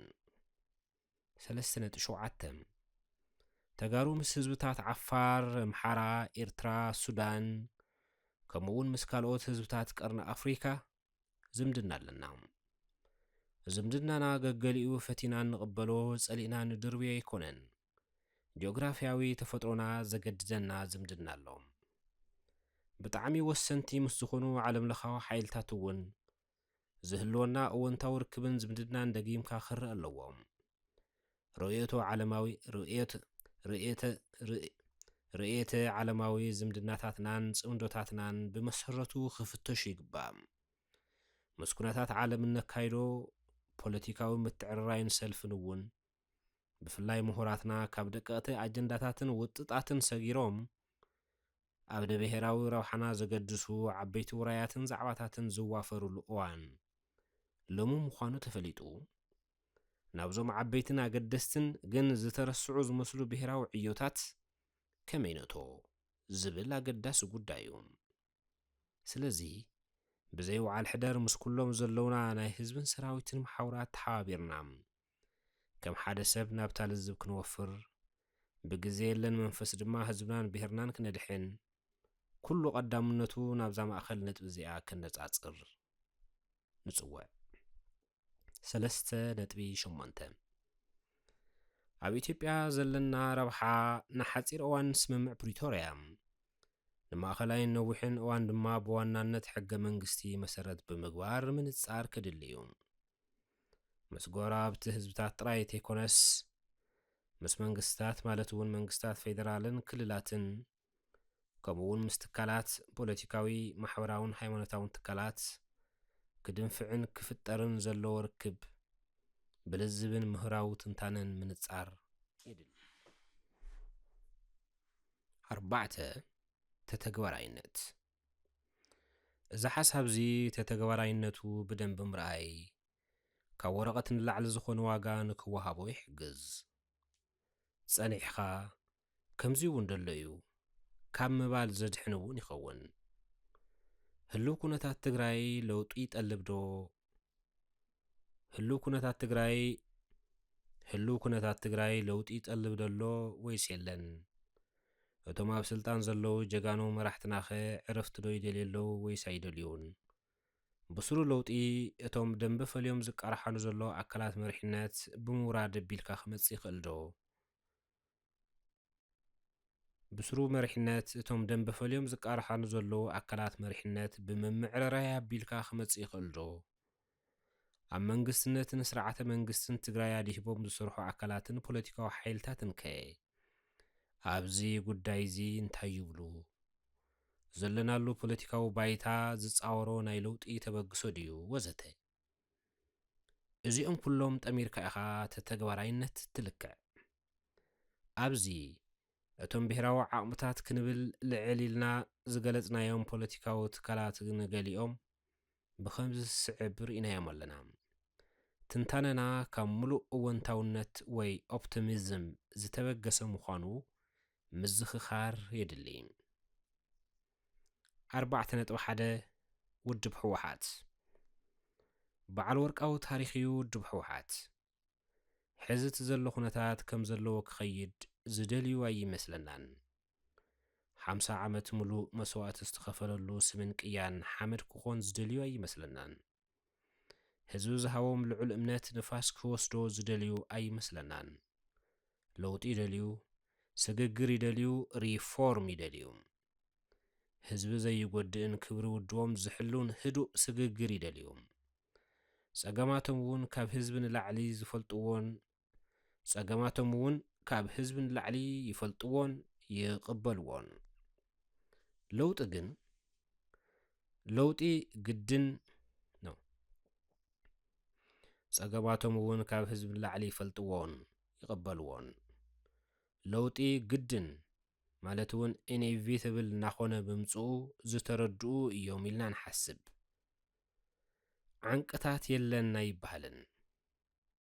ለውጢ ግድን እናኾነ ምምጽኡ ዝተረድኡ እዮም ኢልና ንሓስብ። ዓንቅታት ግን የለን ኣይበሃልን። ገዛእ ገምጋምና ግን እዚ እዩ። እዚ ናትና ናይ ጉባኤ ህዝባዊ ርክባት ናይ ዓመትን ልዕሊኡን ውህሉል ዳታና ዝሃበና መደምደምታ እዩ። 4.2 ግዝያዊ ምምሕዳር ኣብ ግዝያዊ ምምሕዳር ትግራይ ዘሎ ሓይሊ ከም ኣካል ኣባላቱ ድማ ከም ውልቀ መራሕቲ ትግራይ በቲ ዘላቶ እናቐተላ ዝሓድር ካይዳ ሕጉሳት ኣይኮንን። ዝተፈላልዩ ገምጋማት እኳ እንተሃለዉ ከምዚ ኢልካ ምቕጻል ተታሓሒዝካ ምጥፋእ ብሄር ሒዝካ ሙማት ምዃኑ ዝስሕቱ ኣይኮኑን። ንትግራይ ዘቐጽል ዝኾነ ይኹን ናይ ለውጢ መንገዲ ዝጸልእ ኣካል ውሕድ እዩ ኢልና ንሓስብ። 4.3 ሰራዊት ኣባላት ሰራዊት ኮኑ ሰራዊት ከም ትካል ድሌቶም መንግስቲ ዝጨኑ ጽቡቕ መሪሕነት ክህሉ እዩ። ሰራዊት ንመስዋዕቲ ዝወፀ ዝመነነ ጅግና ህዝባዊ ሓይሊ እዩ። ብዝተኻእሎ መጠን እውን ትግራይ ግርማ ዘለዎ መሪሕነት ክህልዋ ፈቲኑ እዩ። ተሰዊኡ መራሕቲ ክፈጥር ፈቲኑ ክሳብ ዝዓለት እዚኣ ፍሉይ ህዝባዊ ሕድሪ ከም ዝተሓንገጠ ትካል ዝከኣሎ ኩሉ ይገብረሎም። ኣብ ቅዋማቱን ኣብ መደረ መራሕቱን ከም ዝግለጽ ድማ ሰበስልጣን ትግራይ ምእንተ ወንበሮም ክብሉ ብሄራዊ ዕላማን ክብርን ትግራይ ይሕንሽሹ ምህላዎም ብጓሂ እናገለጹ መጺኦም እዮም። ነዚ ተበራዓይ ኣጀንዳኦም ፍታሕ ዝኸውን ነገር ሒዝና መጺና ምስ ዘለና ኣካላት ዝህልዎ ዝምድና ምዕሩይ ከም ዝኸውን ኣይጠራጥረን። 4.4 ውድብ ዓረና መስረታ ግዝያዊ ቤት ምኽሪ ኣጥቢቑ ይደሊ ንምህላው መንግስትነት ትግራይ ዝጽዕር ሓይሊ እዩ። ገላም መሪሕነት ካብ ዘለዎ ኣካላት ወሪዶም ኣብ ትግራይ ስልጣን ብገዛእ ድሌትካ ምልቃቕ ምን ልምማድ ዝድግፎን ዝቃለሰሉን ጉዳይ እዩ። ስለዚ ንልዝብን ሰላማዊ ቃልስን ቀረባ እዩ።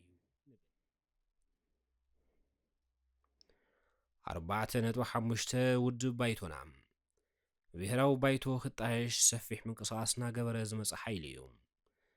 ቅድም ኢሉ ኣካል ግዝያዊ ምምሕዳር ክኸውን ዝፈቐደ ኣባሉ ኣባል ካቢኔ ግዝያዊ ምምሕዳር ዝገበረ ሓይሊ እውን እዩ። ሕዚ እውን ምስ ካልኦት ተናሓናሓቲ ውድባት ኪዳን ተጋሩ ንብሄራዊ ድሕነት ዝብል ምንቅስቓስ መስሪቱ ለውጢ ብሂጉ ይንቀሳቐስ ዘሎ ሓይሊ እዩ። ኣብ ጻውዒት ልዝብ ኣይዕንቅፍን ንብል። 4.6 ውድብ ናጽነት ትግራይ ናጽነት ዘጥፍኡ ሰበስልጣን ትግራይ ከይሕተቱ እኳ ደኣስ ተግባራቶም ኩሉ ንታሪኽን ሕልናን ጥራይ ክኸውን እሞ ትግራይ ሓዴላ ክትጅምር ይህቅን። መራሕቲ ከም ደቂ ብሄር ኣብ ቀጻሊ ወፍሪ ተዓዲ ምእንትታ ብሄር ሓቢሮም ክሰርሑ ዝኽእል ፖሊሲ ሓንጺጾም ብዙሕ ምንቅስቓስ ገይሮም። እቲ ፖሊሲኦም ፖሊሲ ባዶ ባዶ ይበሃል። ካብ ባዶ ንጀምር ዝብል ኣምር ኣለዎም። ኩሉ ንድሕሪት ገዲፍና ካብ ሎሚ ብፍሉይ ንጀምር ይብል። ጉባኤ ህዝባዊ ርክባት ኣበጊስናዮ ምስ ዘለና ናይ ተሓታትነት ጉዳይ ብቐጥታ ዝኸይድን ነታ ብሄር ካብ ሓደጋ መብትታን ዘድሕንን ኮይኑ ረኺብናዮ። ስለዚ ነዚ ሒዝናዮ ዘለና ሓሳብ ምቹው ባይታ ዘለዎ ውድብ እዩ ኢልና ንኣምን። 4.7 ሳልሳይ ወያነ ትግራይ ግዝያዊ ቤት ምኽሪ ተጣይሹ ትግራይ በዓልቲ መንግስቲ ክትኸውን ዝለዓለ ቃልሲ እናገበረ ዝመጸን ዘሎን ውድብ ሳልሳይ ወያነ ነዚ ኣበጊስናዮ ዘለና ሓሳብ ከም ዝድግፍ ብምግላጽ ነዚ ብዝበለጸ ከተግብር ይኽእል ኢሎም ዝሓሰብዎን ድሕነት ትግራይ ብዝብል ዝሰየምዎን ሰፊሕ ሓሳብ ዘለዎ ሰነድ ብደረጃ ኣመራርሓ ኣቕሪቦሙልናዮም። ነዚ መሰረት ብምግባር እውን ኣካይዳ ብሄራዊ ዘተ ከመይ ክኸውን ከም ዘለዎ ዝእምት ፕሮፖዛል እውን ኣቕሪቦም። ሳልሳይ ወያነ ኣብ እነሰጉሞ ናይ ለውጢ መድረኽ ብሓፈሻ ኣብ ልዝብ ድማ ብፍላይ ሓጋዛይ ግደ ክህልዎም እዩ። 4.8 ውድብ ዓሲምባ ኣብ ዝተፈላለዩ መግለጽታቱን ቅዋማቱን ከምኡ እውን ኣብ ዝተፈላለዩ ቃለ ምልልሳት እቶም መራሕቲ ከም ዝቃላሕ እንተኾይኑ እዚ ውድብ እዚ እውን ኣብ መንግስትነት ትግራይ ኣድሂቡ ተመሳሳሊ ገምጋምን መፍትሒ ሓሳብን እዩ ዘለዎ። ህዝቢ ትግራይ ስሩዕ መንግስትነት ከም ዘድልዮ፣ ግዝያዊ ምምሕዳር ከም ዘይምጥኖ፣ ሕዚ ዘሎ መሪሕነት ክመርሕ ይጽገም ከም ዘለዎ ዘተ እናልዕለ ኣገዳስነት ብብሄራዊ ልዝብ ዝተዓጀበ ለውጢ ይጠልብ። ስለዚ እዚ ውድብ ሓጋዛይ እምበር ዓንቀፋይ ግደ ከም ዘይህልዎ ምርዳእ ይከኣል። 4.9 ኣክሱማይ ዋዕላ ካብቶም ኣብ ትግራይ ዝንቀሳቐሱ ውድባት ፖለቲካ ሓደ ዝኾነ ክሱማይ ዋዕላ መሰረታዊ ባህጉ ካብ ባህጊ ህዝቢ ትግራይ ዝተፈለየ ኣይኮነን። ኣብ ገሊኡ ናይ ሚድያ ጻኒሕቶም መራሕቲ ኮነ ናብ ሚድያ ሰሙናዊ ኣብ ዝልእኽዎ ፕረስ ከም ዝረአ ኣብ መሪሕነት ትግራይ ኣጋጢሙ ዘሎ ንኽብሪ ህዝቢ ትግራይ ዘይምጥን ቅርሕንቲ ዋላ ሽማግለታት ኮይንና ክነተዓረቕ ዝብል መበገሲ ሒዙ ዝነበረ እዩ። ስለዚ ኣባላቱ ጉዳይ ትግራይ ዕርዩ ዘሻቕሎም ውድብ ብምዃኖም ኣብዚ ሕዚ በጊስናዮ ዘለና ሓጋዛይ ግደ ኣለዎም ኢልና ንኣምን።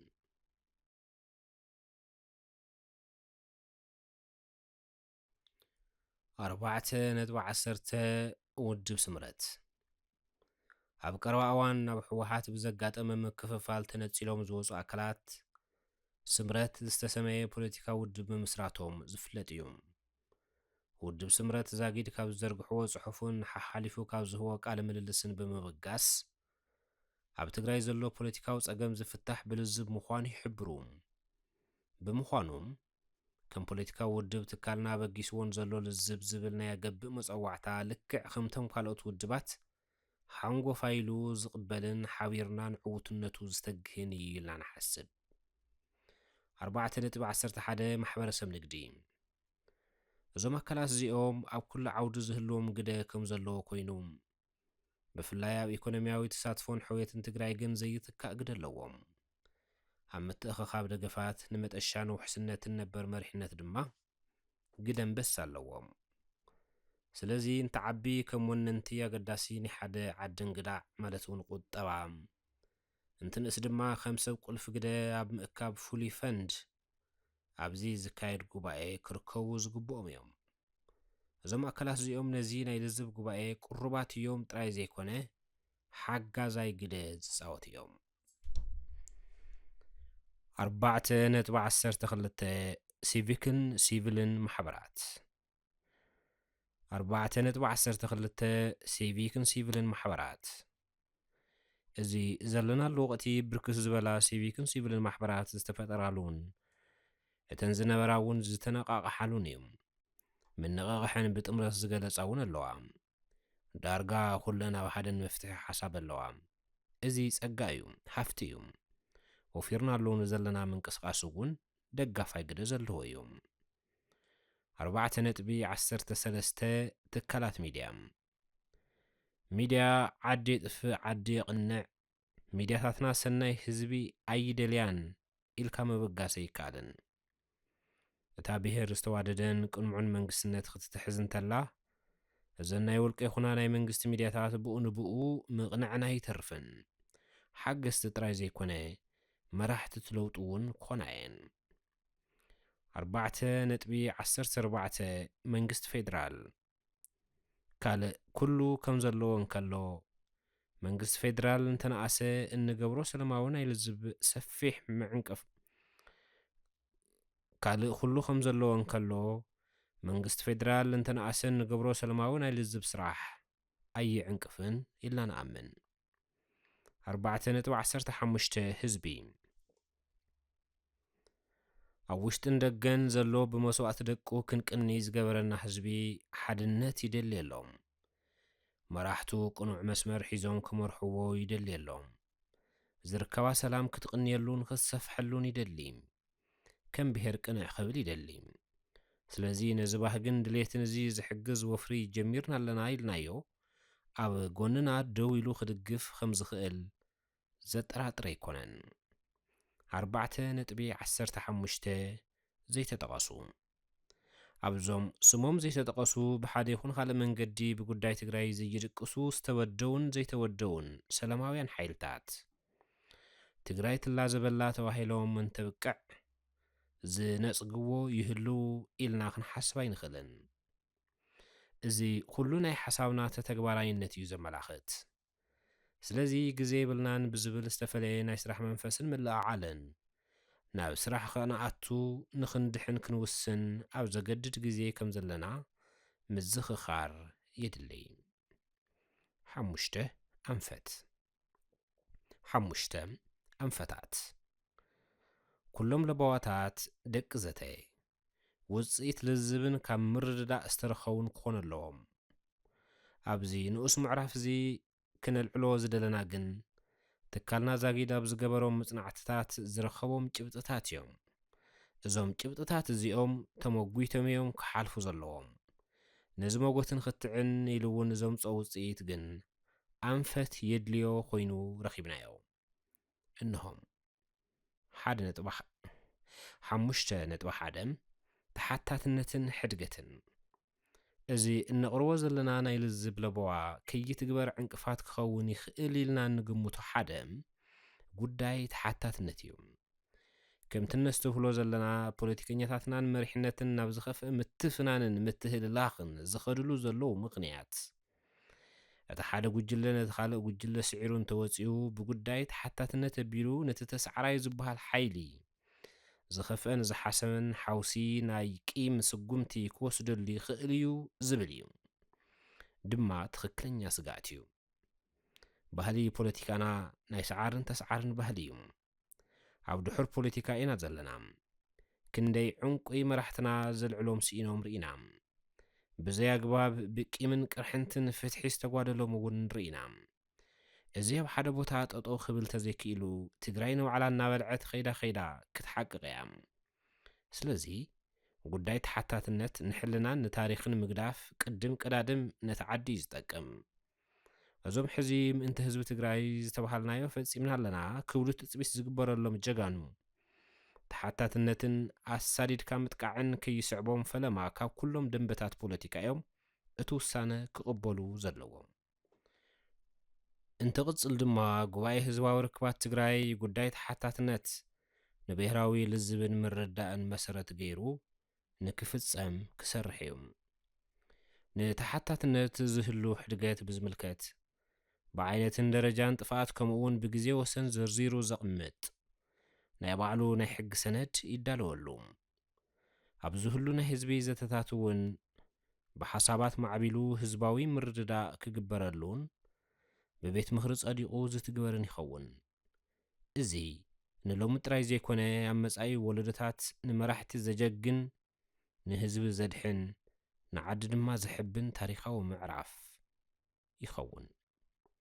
5.2 ንነበር መራሕቲ ዝወሃብ ብሔራዊ ክብሪ ሞሳን ውሕስናን።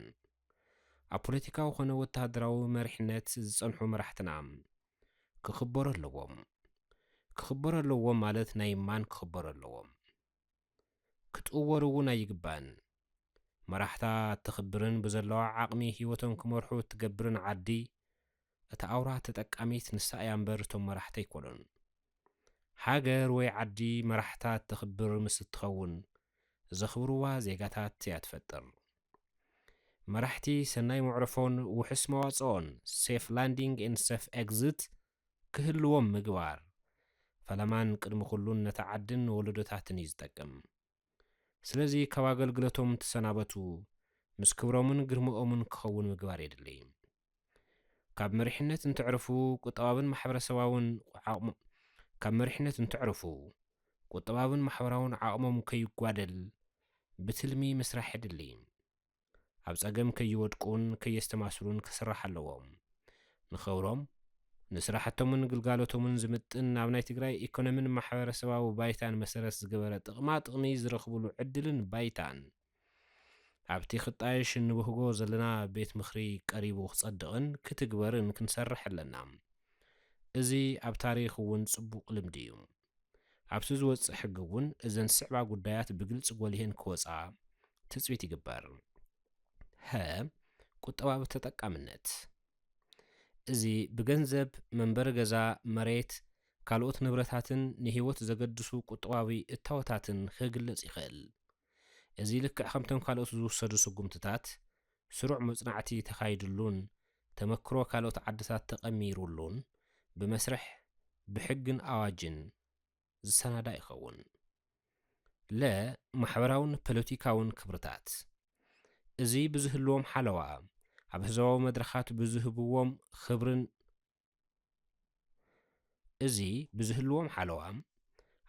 መድረኻት ብዝህብዎም ክብርን ካልኦትን ክግለጽ ይኽእል። ማሕበራውን ፖለቲካውን ተጠቃምነት እንትበሃል ልክዕ ከምቲ ቁጥባዊ ውሕስና ሳይነሳዊ መስርሕን ሕጋዊ ድጋፍን ዝኽተል ኮይኑ ሕዝን ብቐጻልን ኣብ ዝግበር ምንቅስቓስ ክህልዎም ዝግባእ ግደ ብዘይግድብ መንገዲ ክኸውን ኣለዎም። ትካላዊ ኣገልግሎት እዚ ብዋናነት እቶም ነበር መራሕቲ ዘለዎም ዕቑር ልምዲ ንምጥቃም ከምኡ እውን ክብሮም ብትካላውነት ንምምራሕን ንምሕላውን ይሕግዝ እዩ። ኣብ ካልኦት ዓድታት ከም ዝረአ እውን ካብ ቀጥታዊ ናይ ፖለቲካ ሓላፍነት ዝወፁ ሰባት ኣብ ዝተፈላለዩ ትካላት ፖሊስ መጽናዕትን ምርምርን ኣትዮም ንዝተወሰኑ ዓመታት ብዙሕ ግዜ ካብ 5 ክሳብ 10 ዓመት እናገልገሉ ይጸንሑ። ኣብ መወዳእታ ድማ ብዋናነት ኣብ ናይ ከባቢኦም ናይ ዓበይቲ ዓዲ ማሕበራዊ ተሳትፎ ክህልዎም ይግበር።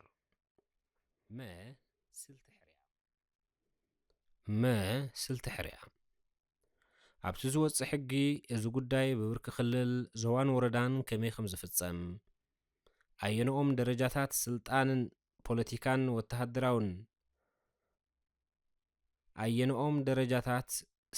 ፖለቲካን ወተሃደራውን ወይ ናይ ጸጥታን ኣብዚ ከም ዝሕቆፉ ዝፈሊ ይኸውን። እዚ ስልቲ ሕርያ እዚ ብዝተኻኣለ ኩሉ ዓቕሚ ቂምታን ቅርታን ዘይፈጥር ክኸውን ኣለዎ። ካብዚ ብተወሳኺ ኢኮኖምያዊ ተጠቃምነት ብፍላይ ብገንዘብ መዳዩ ብመንግስቲ ጥራይ ክፍጸም ስለ ዘይኽእል ፍሉይ ፈንድ ማለት እውን ስፔሻል ፈንድ ዝጣየሸሉን ነዚ ድማ መንግስቲ ናይ ንግዲ ማሕበረሰብ ዲያስፖራን መላእ ህዝብን ዝህልዎም ግደን ሜላታቱን ብሕጊ ዝንጸር ይኸውን። ምድልዳል ሓዱሽ መንግስትነት እቲ ኣብ ጫፍ መሪሕነት ኣብ ድላዩ ደንበ ዘሎ ሓይሊ በዚ መንገዲ እዚ መልክዕ ምስ ሓዘን ምስ ተመዓራረየን ንሕወሓት ሓዊሱ ኩሎም ፖለቲካዊ ውድባትን ኣብ ፖለቲካ ዓድና ተሳትፎ ዘለዎም ወገናትን ብማዕረ ሕጋዊ ውክልና ብዝተማልአ ተሳትፎን ብሄራዊ ሓልዮት ብዘቐደመ መንፈስን መንግስትነት ትግራይ ክትከል ብናይ ህዝቢ ሙሉእ ይኹንታ ክደላደልን ሕቶታት ትግራይ ብዝተማልአን ብዝሓፅረን መንገዲ ምላሽ ክረኽቡ ምግባርን የድሊ። እዚ ድማ ከም ብሄር ናይ ጸገምና መወዳእታ ናይ ሰናይና መፈለምታ ከም ዝኸውን ንኣምን። 5.3 ምጥያሽ ክልላዊ ቤት ምኽሪ እዚ ቤት ምኽሪ ነዞም ኣብ ላዕሊ ዝተጠቐሱ ጸገማት ዝፈትሕ እዩ። ኣውራ ጸገምና መንግስትነት ብምዃኑ ኣውራ መፍትሒና መንግስትነት ምጥያሽ እዩ። ናይ መንግስትነት ርእሲ ድማ ቤት ምኽሪ እዩ። ልዝብ ዘድልየና ዝሓሸ ቁመና ዘለዎ ቤት ምኽሪ ንምውናን እዩ። ህዝቢ ናብ ስሩዕ መረፃ ክሳብ ዝሰጋገር ንኹሉ ዝሓቆፈ ግዜያዊ ቤት ምኽሪ ተጣይሹ ናብ ዝሓሸ ሃዋህው ዝወስደና ዕድል ክፍጠር ኣለዎ። ሕዚ መሰረታዊ ጸገም ትግራይ ካብ ሰኣኖ ብህዝቢ ዝተመረፀ መንግስትነት እዩ ዝብገስ። ዝኾነት ኣብ ኢትዮጵያ ዘላ ብሄር ትኹን ብሄረሰብ ሕዚ ኣብዛ ሰዓት እዚኣ ዲሞክራሲያውነቱ ብዘየግድስ መንግስትነት ኣለዋ። እታ ዘን ብሄራት ኮና ብሄረሰባት እዚአን ከይተፈጠራ መንግስትነት ዝነበራ ትግራይ ግን ሕዚ ብህዝቢ ዝተመረፀ መንግስትነት ኣይብላን።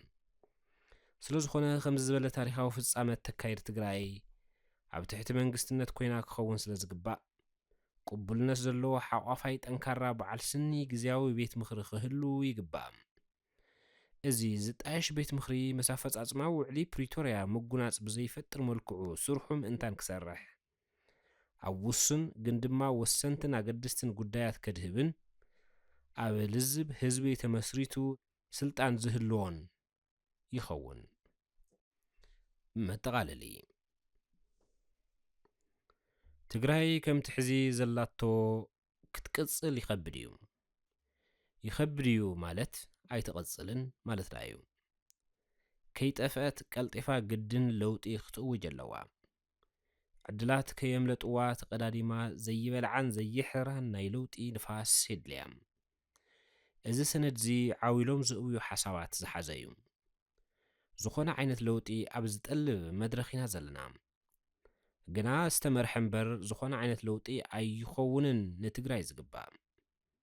ይኹን እምበር ለውጢ ተመሓድረን እንዲኻ ኣይተመሓድረንን ኢሉ ኣይሓተካን ለውጢ ኣብ ትግራይ ግድን እዩ እቲ ለውጢ ዘይሕረራ ዘይሽምረራ ዘይጉድላ ደቃ ዘይቀራሕንሉ ክኸውን ኣለዎ ለውጢ እንተዘይተመሪሑ ሓደጋ እዩ ዝምራሕ ድማ ብሓሳብ እዩ ምትእምማን ብምፍጣር እዩ ብደንቢ ትልሚ ጌርካ ብምትግባር እዩ እዚ ኣብ ምግባር ጉባኤ ህዝባዊ ርክባት ተበግሶ ወሲዱ ኣሎ በዚ ብፍሉይ ጥበብን ዲስፕሊንን ዝምራሕ ብዋናነት ንሕሉፉን ብዝተፈላለዩ ኣጋጣሚታት ንዝተጠራቐሙን ጌጋታት ብቕረታ ምዕፃው ንነበርን ሕዚ ኣብ ስራሕ ሓልዮም ዝሰናበቱን ፖለቲካውን ወተሃደራውን ኣመራርሓ ዘድሊ ክብርን ውሕስናን ምርግጋጽ ነዚ ዝመርሕን ህዝቢ ትግራይ ዝምጥንን ተሰማዕነት ዘለዎ ቤት ምኽሪ ምምስራትን ህዝባዊ ሕቑፊ ክረክብ ምግባርን ይድሊ በዚ ኣቢልካ ብሄር ተውሕስ